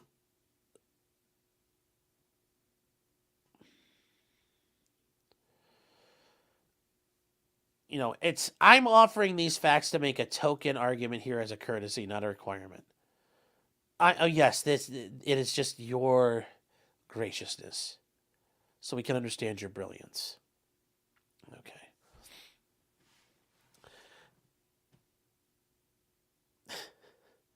Before we discuss the four factors test, we should ask ourselves if the second video posting was even done for a fair use purpose in the first place. When considering character with secondary use, the Supreme Court has approved weighing bad faith against a secondary user. And that's true. As I made clear, Bruno's purpose for doing this was never to provide criticism for its own sake. From the beginning, Bruno's entire ambition was to simply give his fellow Kiwi farmers a way to see my video without giving me any algorithmic support. I don't think really many people wanted to watch your video, ultimately. People who follow you are small. It's not a ton of them. Any criticism he provided in the second video was definitively a pretext and afterthought. He never cared about the criticism for its own sake. How do you know what he cared about? Therefore, it is this purpose, not the criticism pretext, that should govern the court's consideration of fair use. He says, however, that is not a legitimate fair use purpose in the first place, which means that the analysis of fair use should end right here, right now, before we even get to the four factors test. Now, I love this part. Think about it this way. Imagine how the defendant's logic would hold in any other context. For example, how would this logic hold up in an employment discrimination case? Imagine if the business owner Joshi Moon were employing Bruno as a middle manager. Bruno then proceeded to fire a black employee, and at first he openly admitted that he was firing the employee for simply being black, only for him and business owner Moon to be in for a rude awakening when the EEOC swoops in and forces them to rehire the black employee, which is one of the things that could happen. However, immediately after the black employee is rehired, Moon sends an email to every employee's email address, including the black employee, where he openly encourages Bruno to come up with some pretextual excuse to refire the black employee. Bruno spends only a few hours coming up with the most slapdash pretextual excuse imaginable, and then proceeds to gleefully refire the black employee less than 24 hours after he's rehired. All the while gloating about how, since he has a pretextual excuse, there's nothing the black employee can do about it, even openly admitting the excuse is pretextual, telling the black employee to be a good boy and don't mail the EEOC about it. That seems very, very specific. It's like Bart says, what a weird thing to say. And since the business owner sent his correspondence by email to every employee at the company, that means the black employee has a written proof of this correspondence. Just like how I have screenshot proof of all these publicly visible forum posts. But you don't have screenshot proof because you didn't provide screenshots. In the astronomically rare event someone was actually dumb enough to pull a stunt like that and leave such a clear paper trail of evidence in their wake while doing it, that the only thing this court could even do in such a case would be to throw the book at them. In fact, the court would likely not even allow the defendants to argue their case in the first place. Yeah, that's not how that works. Since nothing can possibly change the fact finders' minds about the discrimination, since the defendants admitted in writing that the existence was pretextual. Okay. So like in the instant case, the court just summarily blocked the defendants from advancing the fair use defense in the first instance, since by their own admission, their true purpose and character of the use was never for any purpose in the first place. Any fair use purpose they can possibly glean out of their use is, by their own admission, a pretext. Is it a pretext? I don't think you understand how that word works. That necessarily means they can prove no set of facts which would entitle them to fair use. So there's no point in giving them their day in court, and we might as well just end the discussion here. Yes. You heard it right, chat. Acerthorn says, fuck them. They're not entitled to a hearing. Fuck these guys. Nickel and hire the black employees for a job if they're like, oh, yep. He's got an empty stable. He'll provide shelter. But listen to him. They're not entitled to a defense. They don't get to come to court. But for the sake of thoroughness, I will discuss the 4 factors test in depth just to show how weak the case for fair use is. So criticism and commentary. Criticism is offered quintessential fair use, but that alone is not a silver bullet. Simply adding a non-zero amount of criticism does not even guarantee the first factor will weigh. And this is where he says some of this stuff, but it's like he's citing cases and he's not even citing them properly. Like, how do I know that's what that is?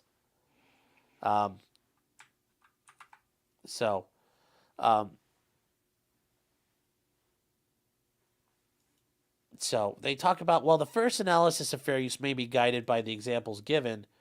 Not even these works compel a per se finding of fair use here. Okay, so where does he... Thus we not ask whether, response videos can be fair use. They can be, but whether a specific video before the court is a transformative work. Cool. You said a Ninth Circuit case. We're not in the Ninth Circuit. So it's persuasive but not binding. You should have done some Fourth Circuit case law here, homie. It doesn't sound like you did.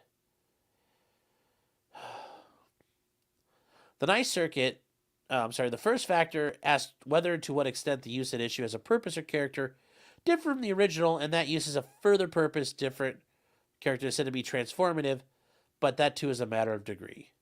Okay. As explained, Bruno provided only nominal amounts of original contents, only some of which could arguably fit the criteria of criticism and commentary.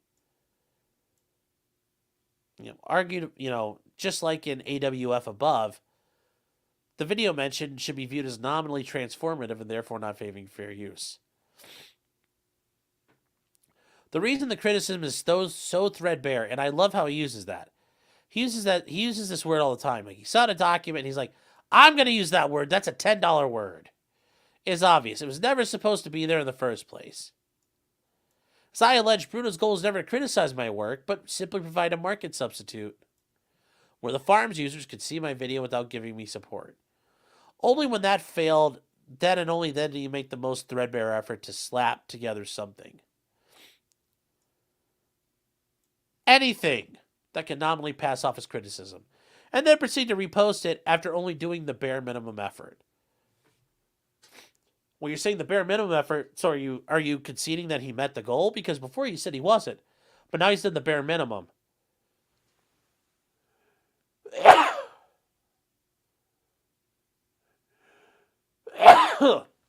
So, excuse me. So, commercialization. Bear in mind the defendants in this case are Moon and Lolcow, not Bruno. Yeah, it's funny. Why aren't you suing Bruno? Is it because you can't find him? Or is it because you think Moon and Lolcow have like millions of dollars here? Like, what are you expecting to get out of this, Acerthorn? Anyways, therefore, these two defendants should be analyzed to determine whether or not the underlying use was commercial. As I explained above, the farms is Moon's only livelihood. He relies entirely on donations from users. Well, the farms does, yeah, to operate, because it costs money. But that still counts as a commercial use.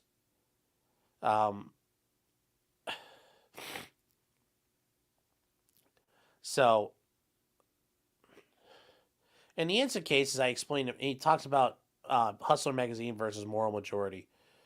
And Hustler, Larry Flint had a lot of lawsuits. So, in the instant case, the bottom of every web page contains a link called How to Support the Forum, which takes users to click on it to a post containing outright appeals for donations. Therefore, this website is just as commercial as Moral Majority's televised requests for donations. I mean, okay. So if you get paid for your stuff, does that mean it's commercial? So your work would be commercial in nature because you're getting paid for it. You're doing with the intent to get paid. But they're unpublished commercial works. I think you're starting to run into an issue here, Acerthorn.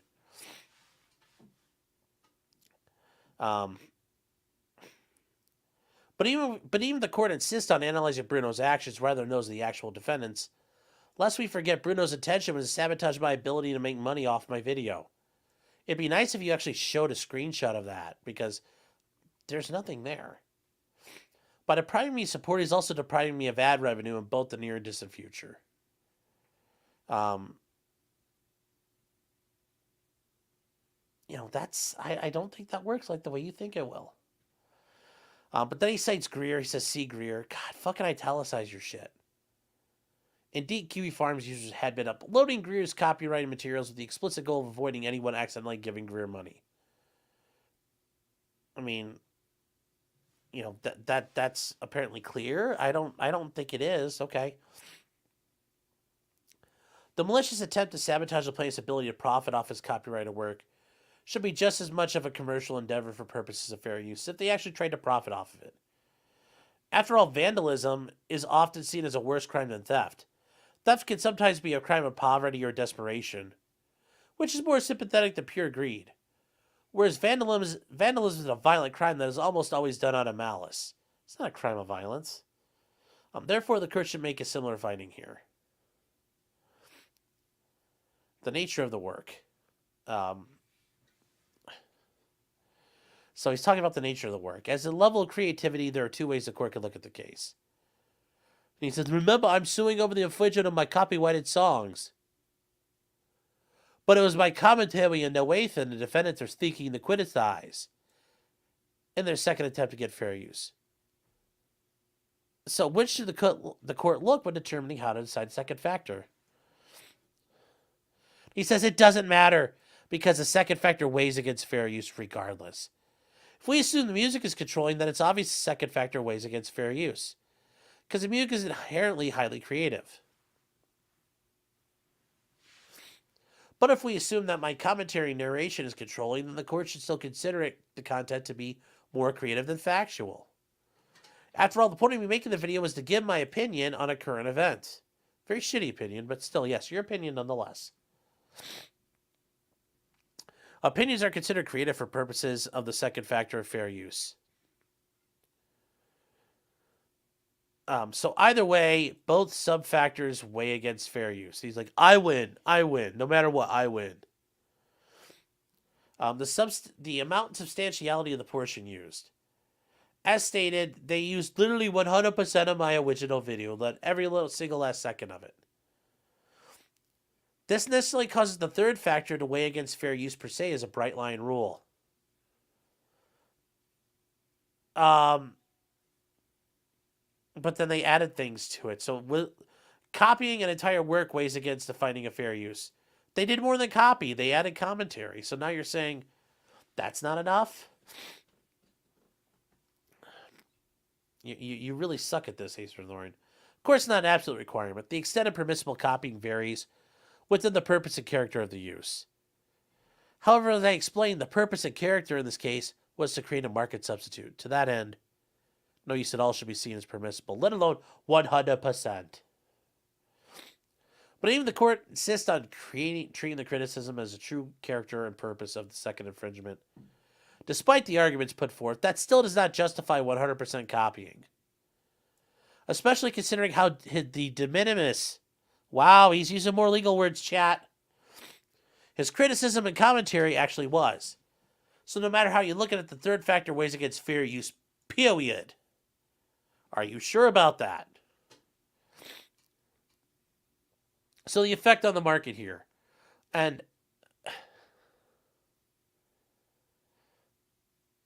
you know, he tries to talk about how it was copied. And, you know, this last factor is the single most important factor. Okay, yes.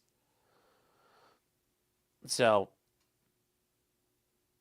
it's the one factor that has been expressly affirmed that can negate fair use in all its own. Yes. So, if there's a question about your market share and the effect on your market, that's a problem. And if the defendant's use adversely affects the value of any rights in the copyrighted work, the use is not fair. Ultimately, yes. So, where are you losing money? You're $46 a month? What have you lost? You said there's an effect on the market. Well, what has happened? How we adversely affected? Because you're saying this, it adversely affected the value. How? How much money did you lose? How much money were you going to make on this Acerthorn? If you made less this month, is that your fault or is that someone else's fault? I don't know. So the defendants copied the entirety of my video. Literally every single last second of it. This constitutes a market substitute. Does it really? By copying substantially all of a copyrighted work, the distinction of function vanishes. Whatever the intent of a copier, a verbatim reproduction.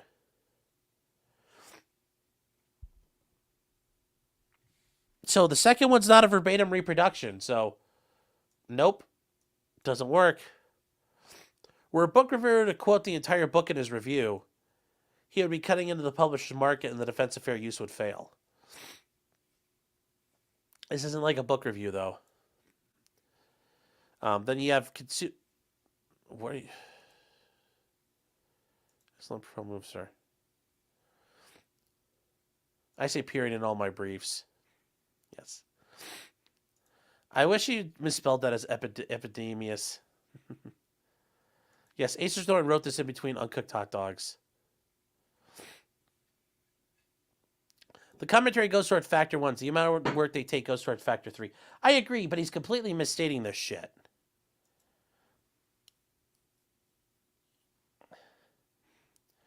Sargon of Akkad literally edited a video to make the person make themselves ridiculous, and that was fair use. Yes.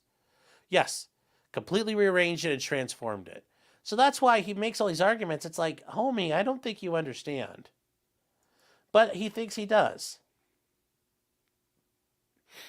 The fourth fair use factor will come into play if too much work is copied or the entire plot is revealed, thereby usurping the original demand for the original work. You know, this one's like a 1983 case, like, no, sorry.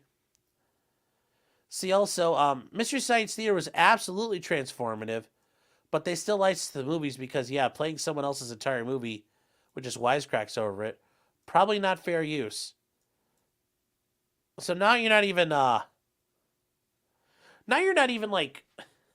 it's not even a court case. You're just citing random fucking videos. So, nope, not bothering. Bullshit. Once again, nope, bullshit. Once again, bullshit.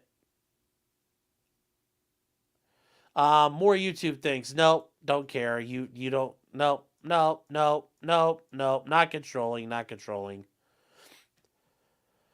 So, in fact, not only does this video necessarily create a market substitute for my original, but it's been clearly established all throughout this complaint that was in fact the defendant's entire goal all along. The defendants accomplished what exactly they set out to do, and they should be judged accordingly. So yes, he says, in conclusion, we have 3 of 4 factors weighing definitively against fair use. Do we? With one factor, the first factor being an extremely borderline case. Do you really think so? Given how far between the criticism actually is, and how undeniably commercial the site on which it is hosted is, I mean, we're talking about commercial websites. Like, YouTube's a commercial website, dude. I'd argue that's a bit of an issue there. Yes, Art, he did actually file this with a real court. Yes.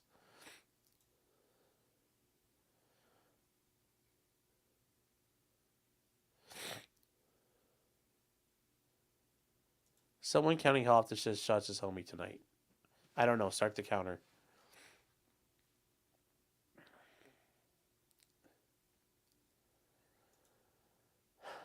So this is just absolute fucking garbage.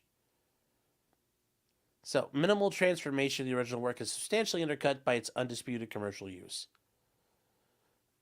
Because they take donations, that does not automatically make it a commercial use. Because people might donate for other pages on the website, not yours. On balance, the first factor is at best neutral and does not support defense claim. Yeah. With 3.5 factors, he's decided that's 3.5 factors weighing against the defendant. That leaves criticism as their last bastion of hope for obtaining fair use. However, with 3.5 factors weighing against them right out of the gate, then unless the criticism Bruno provides is absolute gold, so that's the definition. Criticism only counts if it's an absolute banger and takes you down and makes fun of you and destroys you. That's it.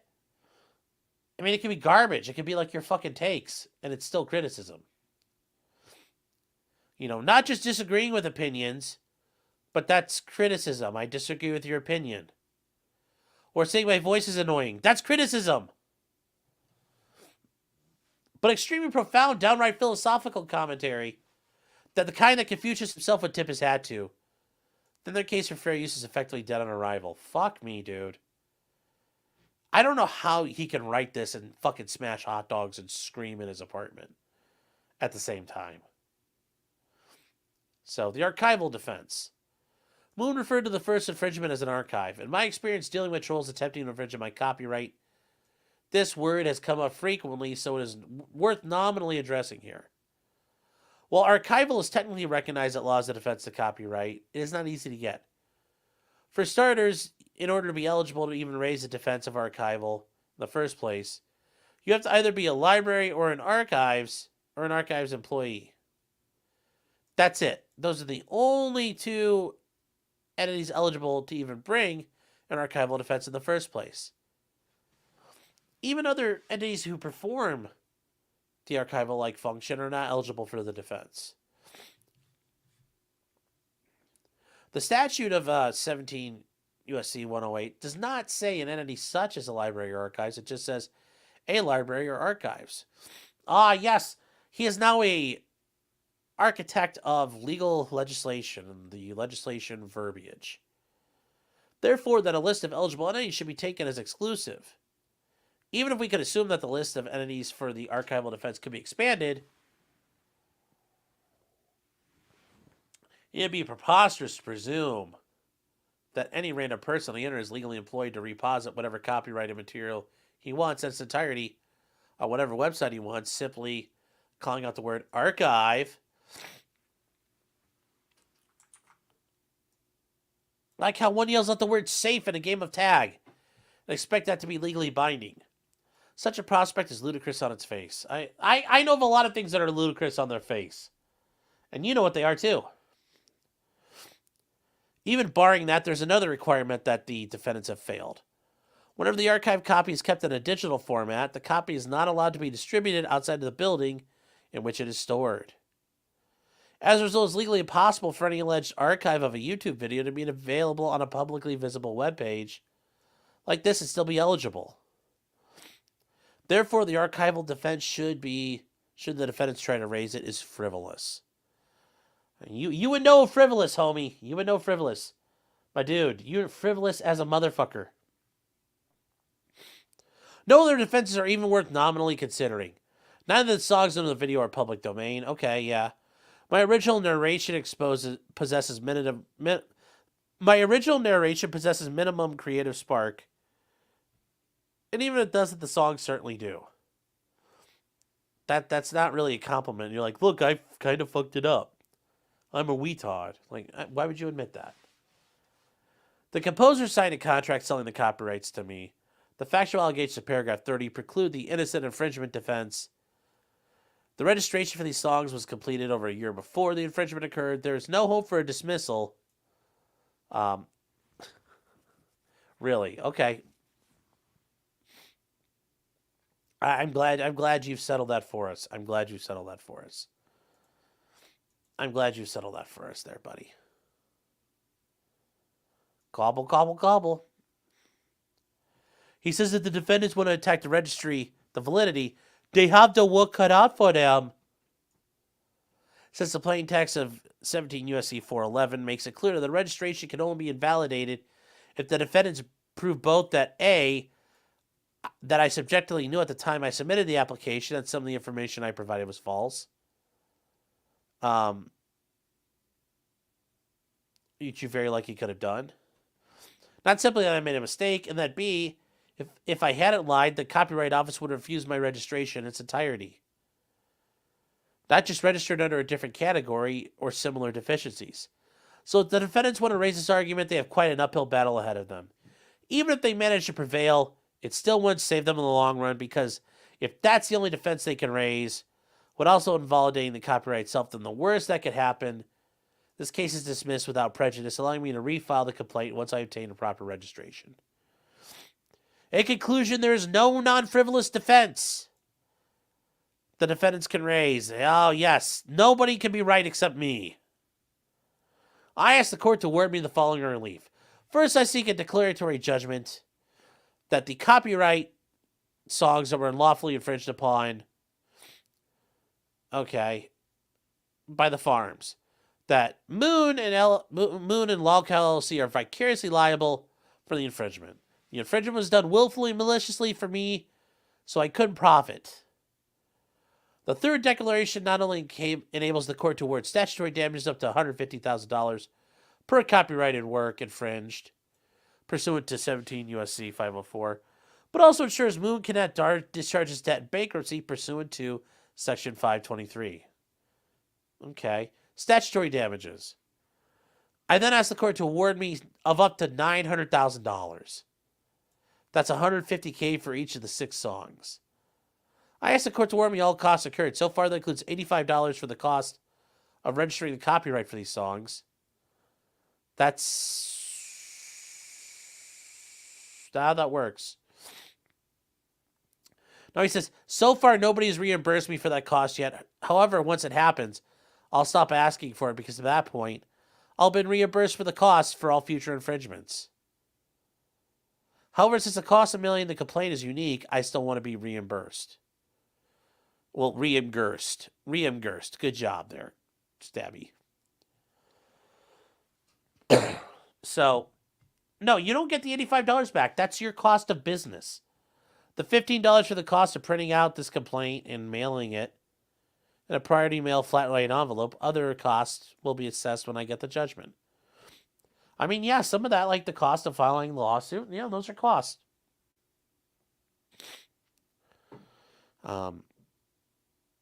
So next he wants injunctive relief. Removing the infringing post. Just like Russell Greer. Take it down! Permanently terminate Bruno's account. Okay, well, he can get another one.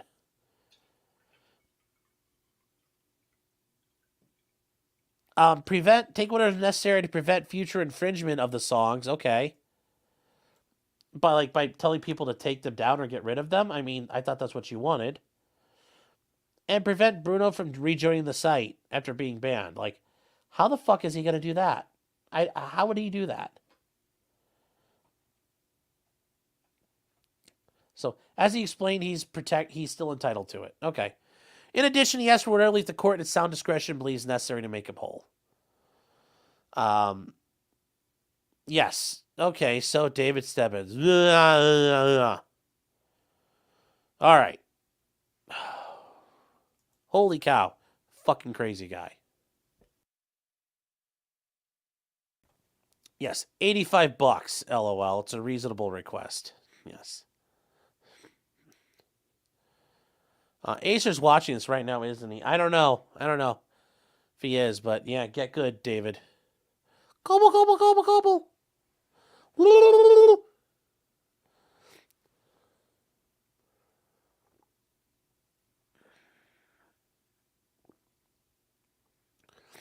Forcing someone to read this document is cruel and unusual punishment. I know. Yes, this is 100% pro se. Luke says, I mean, he's right. The list is probably exclusive, but then the question is what becomes an archive?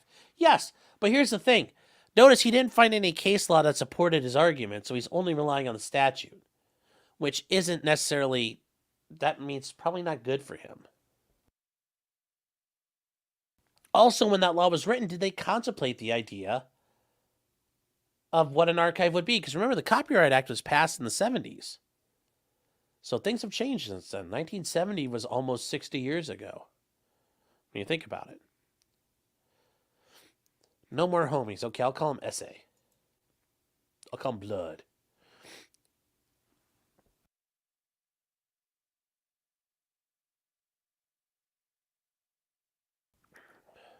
I do enjoy he writes as he talks. Well, that's because he's a tard. So... well, so apparently we have a TRL request tonight that you guys have to see. And it is the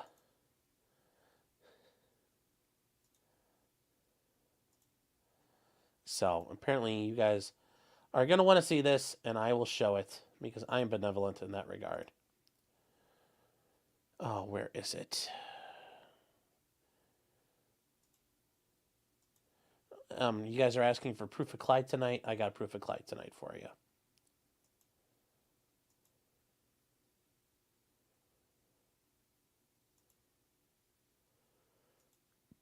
Here we go. Lainey. Clyde, no. Lainey. Nice little licks. She's a good girl. Now, if you guys remember, that's the dog that doesn't actually let me hold her. So, and then here's Clyde. Clyde.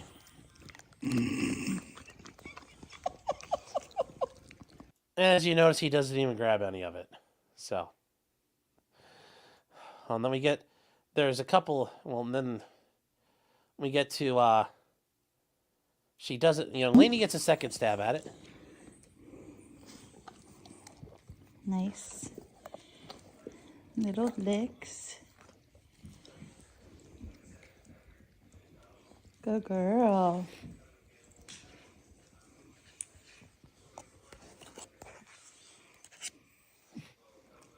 And Clyde.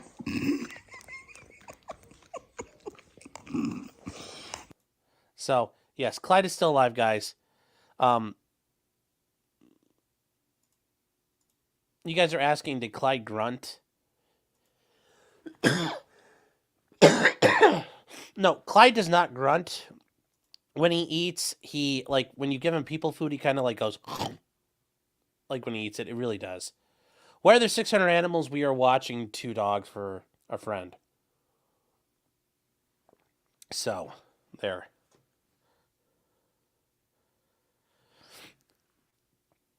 Now, the next part is unlike Russell Greer. This is the other thing I will give him Acerthorn credit for. He actually uses the electronic filing system. So we did Russell Greer before. His whole thing was he needs stuff mailed. Well, he seeks a motion for ECF access, the electronic filing.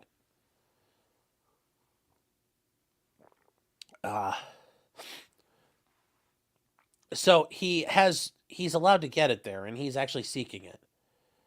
So he says, I am from the state of Arkansas. Forcing me to file everything in this case postal mail would cause me to be slow. This is already a cyberspace case.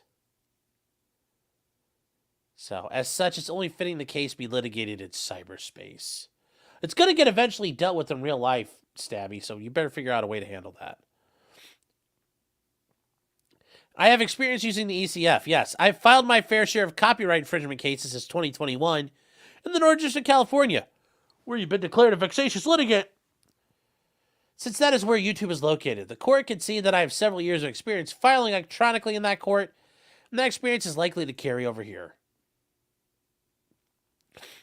Because you're a vexatious litigant. You know, those cases you have not won, by the way. You get your dick smashed in every time. So he's seeking that action. He's seeking the right to use electronic filing. And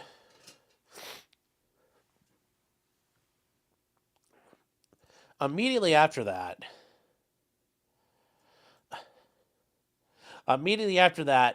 Mr. Harden shows up off the top rope. There's our boy Matthew Harden here, chat. And he filed a motion in response, and these are quick and not brutal to read at all. He comes out swinging, which I want him to do against Greer, but he doesn't waste any fucking time here. He does not tolerate this fool known as Acerthorn. So now come the defendants, and they move that the court screen the complaint, which Stebbins has filed, and grant leave for the defendants to supplement record for purposes of such screening prior to the issuance of any summons and before the responsive pleadings become due in the ordinary course. So they are asking the court to stop that the timeline, the timeline to respond to this complaint, frozen. And the court to reevaluate whether or not Acerthorn has the right to do this, period.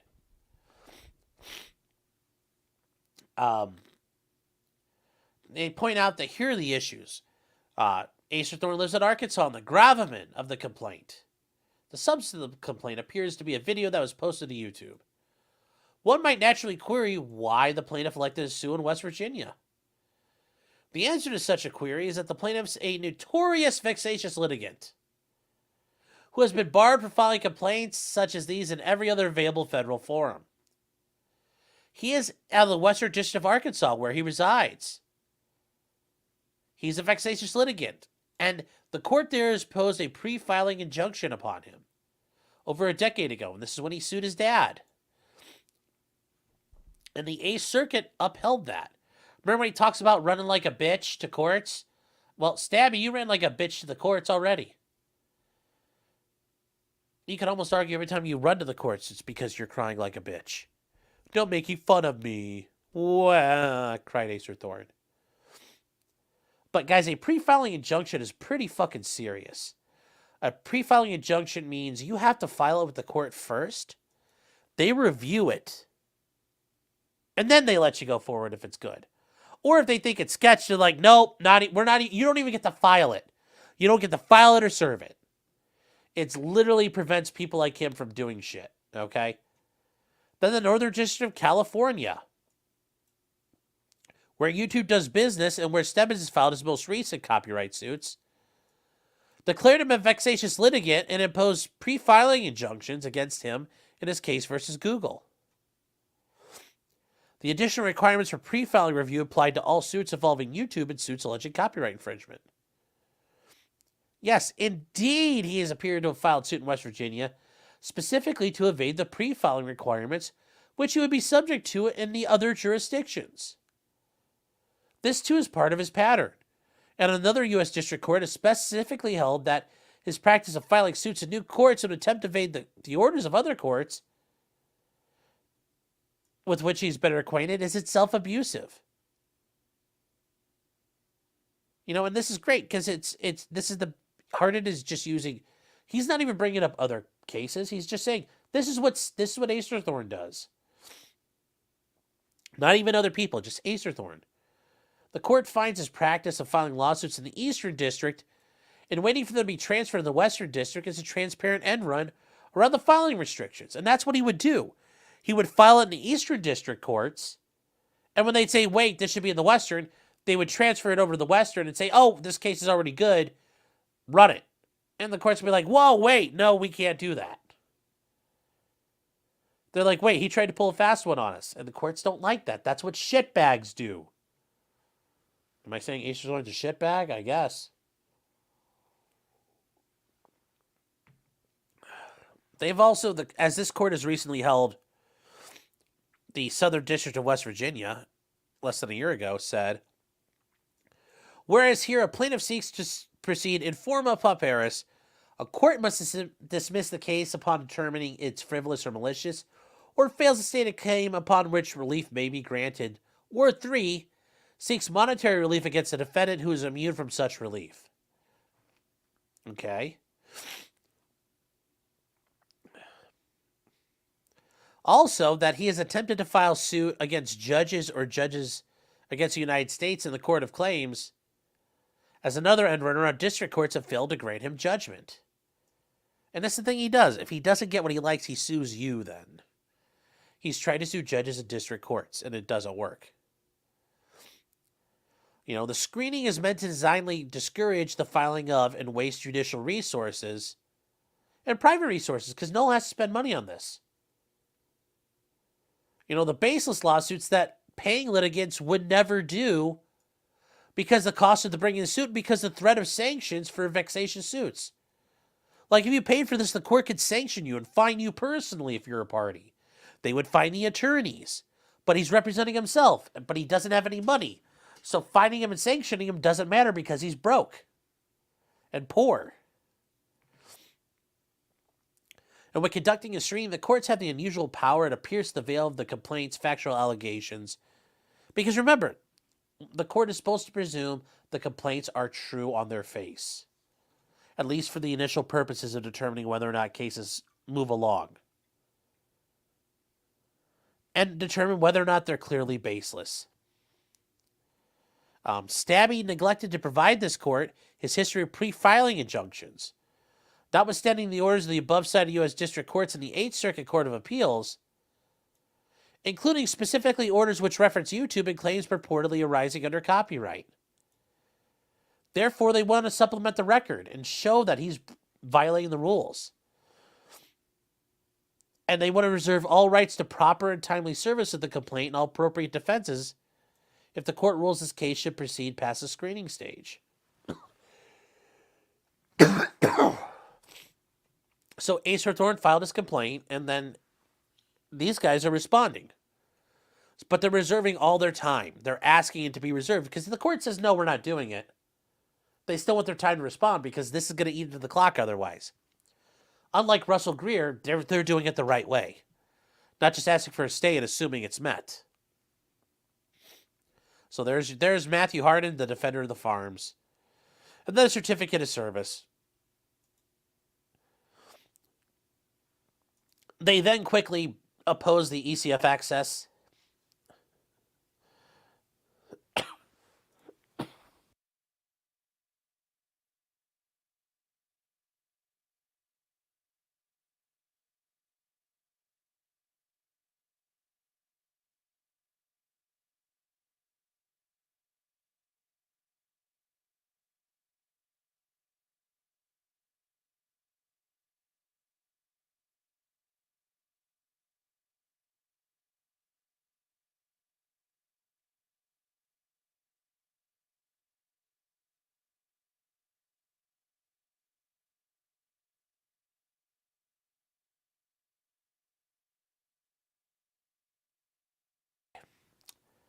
So they point out that he is such a fucking asshole and a vexatious litigant, the court has revoked his access.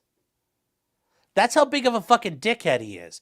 Not even just that he has pre-filing issues, but he's not allowed to use online anymore. That's pretty fucking good. So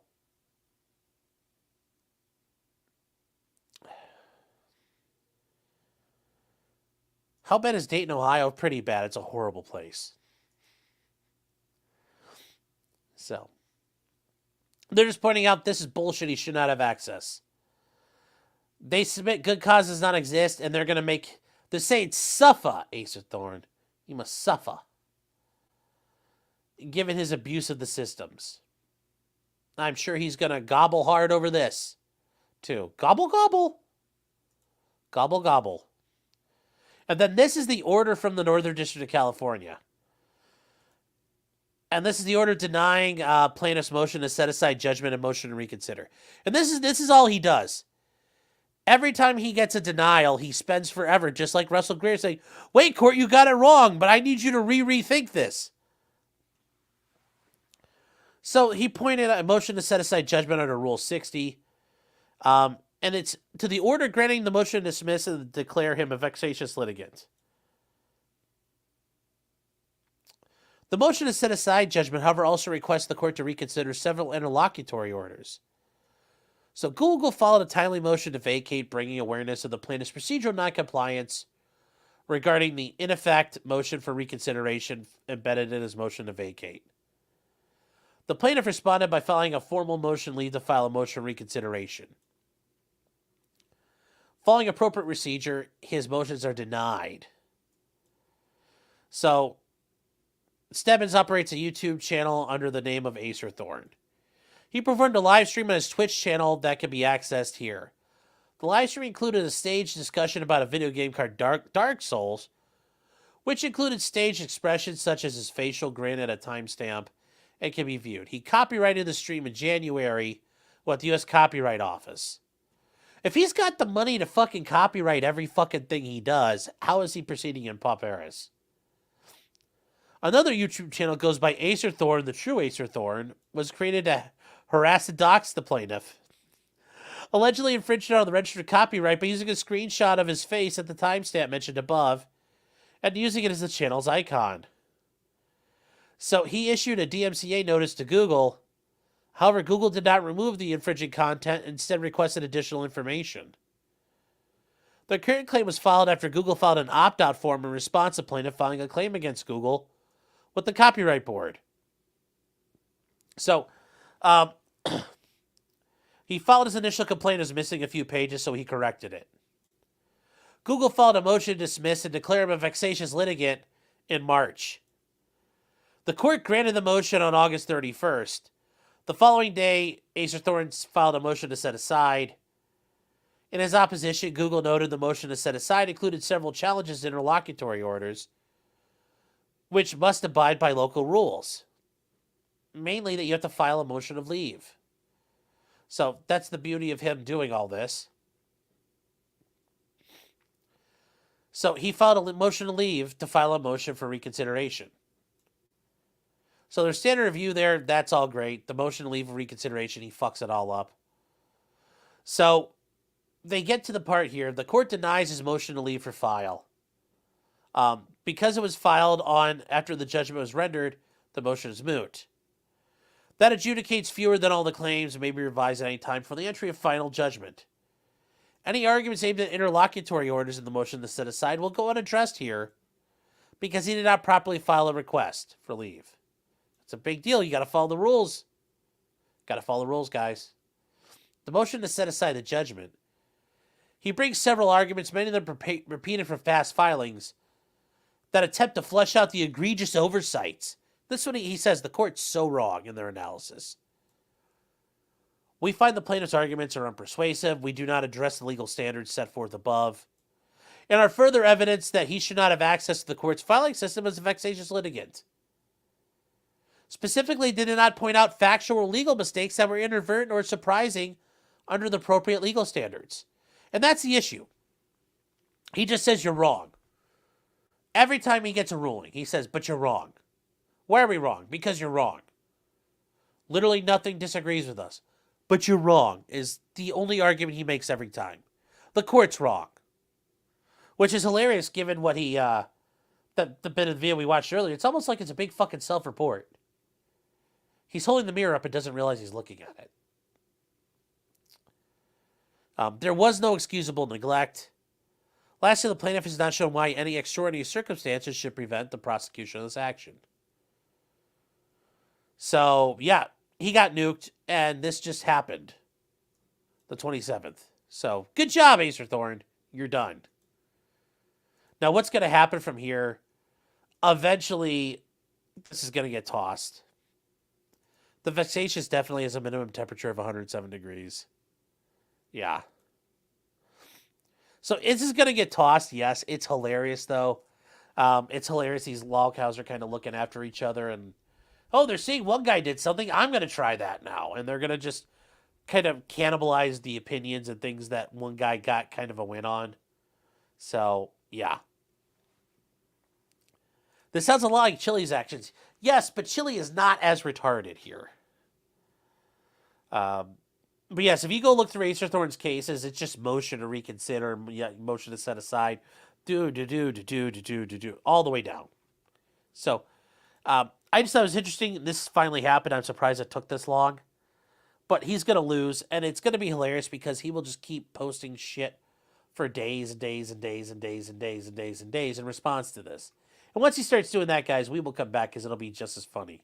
And also, I'm curious to see if he's going to try to copy strike me for airing his video. I think that'll be hilarious to cover coming up as well. Because if he does, I will fill you guys in on that. So, let's see here. Looks like there's some super chats. Some guy with cancer for $4.99 saying, "Oh God, he lives a few hours from me, and now I have secondhand embarrassment." Yes. Yes. That's the thing. That cringe is like a fucking neutron bomb. It goes everywhere. The cringe fallout. If you have cancer, I hope you recover. Or I hope you're at least in remission. If you're not, good luck to you, man. Have you seen Attorney Shield? It's an app-based legal services for cop interactions. I have not heard of it. Send me some info. I'm curious. I'll look into it. The Amateur Iconoclast give away 5 memberships. Thank you. Whoever got one of those, I'm sure is very happy. Guys, please tell them thank you. Jonathan Thompson gifted 5 memberships. Thank you. Thank you both for your support, but also thank you for spreading the joy. And then Unhung Hero for $2 says, "I'm going to come." Yes. Leighton Gay, yes. Oh, well. Did he copyright his filing yet? No, he did not. But the funny thing is, there's a law firm that has tried to do that. They tried to copyright one of their motions. So.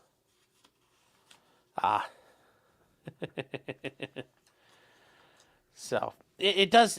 People have tried to do that. People have tried to do that. And I could see him trying to do that. And if he did that, I would post it up on my page. I'd post it up everywhere I could. I cannot imagine a judge reading this drivel. Well, if he's not reading it, his clerks are, and I'm sure those clerks are wanting to kill themselves. So. And then eventually, that clerk's going to have to tell the judge, like, hey, he's going to be like, clerk, have you, Mr. Martin, have you read the Stebbins file? And I'll be like, yes, Your Honor, this guy's a fucking retard. Judge, this guy's stupid. You don't want to read it. And the judge will be like, oh, it can't be that bad, Martin. Let me see it. And I'll be like, here you go, Judge. And then the judge is just going to be like the warden in Shawshank and just open his desk drawer and just go, just right out the window. So, yes, he can copyright his filing and it's not going to work. You can't, copywriting the public documents like that is not going to go well.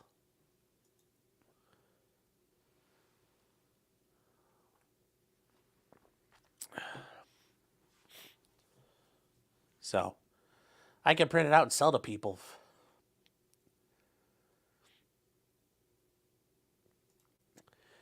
Acerthorn was posting a petition on his Twitter earlier this month to assassinate Trump. Well, after Trump gets done dropping JDAMs like all over Washington, D.C. and wiping out the deep state, he can put one down the chimney of Acerthorn's house while he's at it. So, can they just throw him in jail and forget about him? No.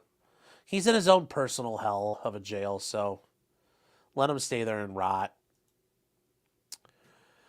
Yeah, guys, so this is not going to go anywhere. Acerthorn is not going to win. This is not going to drag out. This is not going to turn into what happened with Greer. Lightning is not going to strike twice.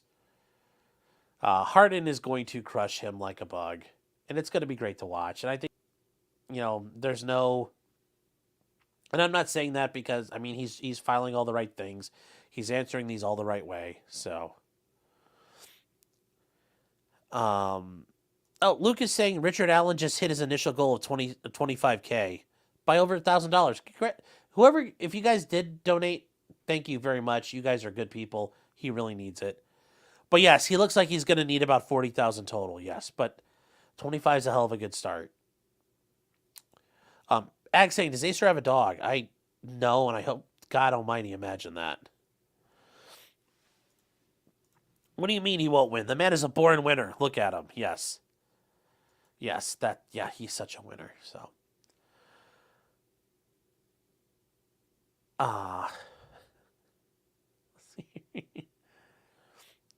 This dude probably thinks people hate him because he's fat. Nobody hates him because he's fat. They hate him because he's irredeemable. Yeah, I don't think he understands how bad he is. He doesn't pick up on social cues that well. If only he were better at this. So that's a shame, since of course we donated. Well, I'm just saying, hey, whoever did donate, you guys are awesome. If you did out there, if you didn't, that's okay. If you couldn't, I mean, it's understandable. Not everybody can, but if you could, I know that'll help him a lot. J-Bet says that's a ridiculously steep dollar amount that he's at. Oh, what he's asking for? Well, statutory damages. He's human sandpaper. Oh, he's even worse. He's even worse than human sandpaper. Oh, he's just like the shit you pour in a casing tumbler. So. Vala says I prefer to donate to Nick's cocaine fund. Oh. Chaucer says 25,000 in legal fees is nothing. Yeah, and it's not for legal fees. It's for fees to try to get some experts for Richard Allen, because Judge Gull has denied him money to go seek experts. Yes, you heard that right. A judge has denied an indigent defendant the right to have experts provided at state's expense, which is what every other plaintiff or every other defendant would get, because she's a vile cunt of a human being. So.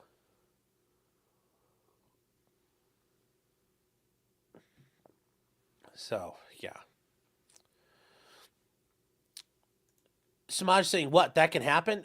This judge is running amok. I don't know what her deal is. She's induced so much error into the Richard Allen case. The Delphi murders case, if you guys are familiar with it. She's induced so much error, I question how could she be this fucking incompetent. After a while, the incompetence is, there's that line of, is it incompetence or maliciousness? And, don't ascribe to malice which you can ascribe to stupidity. She's done so much that, like, the needle is kind of going like, boom, right into fucking maliciousness. Yeah, 25 is not a lot in court. It's not. But the attorneys have been working for free, and these experts, I assume, are probably working at a little bit of a reduced rate. So maybe she's secretly helping Alan. No, apparently she's an insufferable fuck of a human being in her own, county. So I doubt it. I think that's just how she operates all the time. So. Yeah.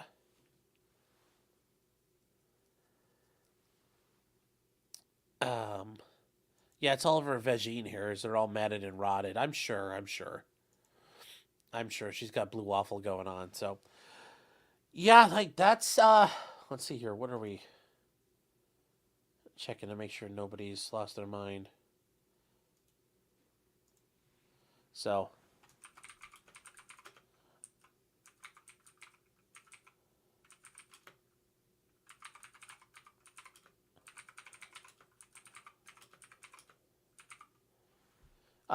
Yeah, it looks like we're all caught up, guys. So I think we're going to wrap this up. So tomorrow, we are going to start looking at the George Kelly situation. He is the rancher down in Arizona who is accused of murdering an armed migrant who was crossing the border. Is there locals tonight? No, there's not going to be locals tonight. Play the whole theme song. I played the whole theme song. The rest of it's just a lot of music on the tail end. But yes, I play it, dude. Don't you fucking worry, and I'll start it right now. But we'll have it in the background while we're talking here, kind of going over everything. They're going to appeal the decision on the experts. They're going to try, but there's nothing they can do. that's a lot of this is the judge fucking the case up. So tomorrow though, George Kelly. Also tomorrow night, Mr. Medicare's on, so we'll hang out and watch him. And then after that, we'll probably do some Delphi and start catching up on that, guys. And then on Sunday, we'll try to catch up on some George Kelly, but we also have, I'll be on D Sleazy at 2 p.m. on Sunday. So I'll put a link to that wherever I can for you guys once we get that set up. I have doggo duty. Yeah, well, we're watching dogs, but it's all working.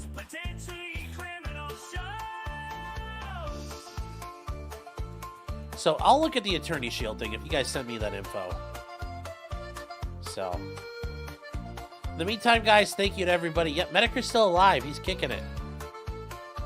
He's alive and kicking. Yep, Hannah Reid ate shit today. No new trial. And yeah, that's it for her. She's gonna get sentenced. Basically, Bowles got laughed out of court, and Hannah Reid got denied bail. So, she's sitting till her sentencing.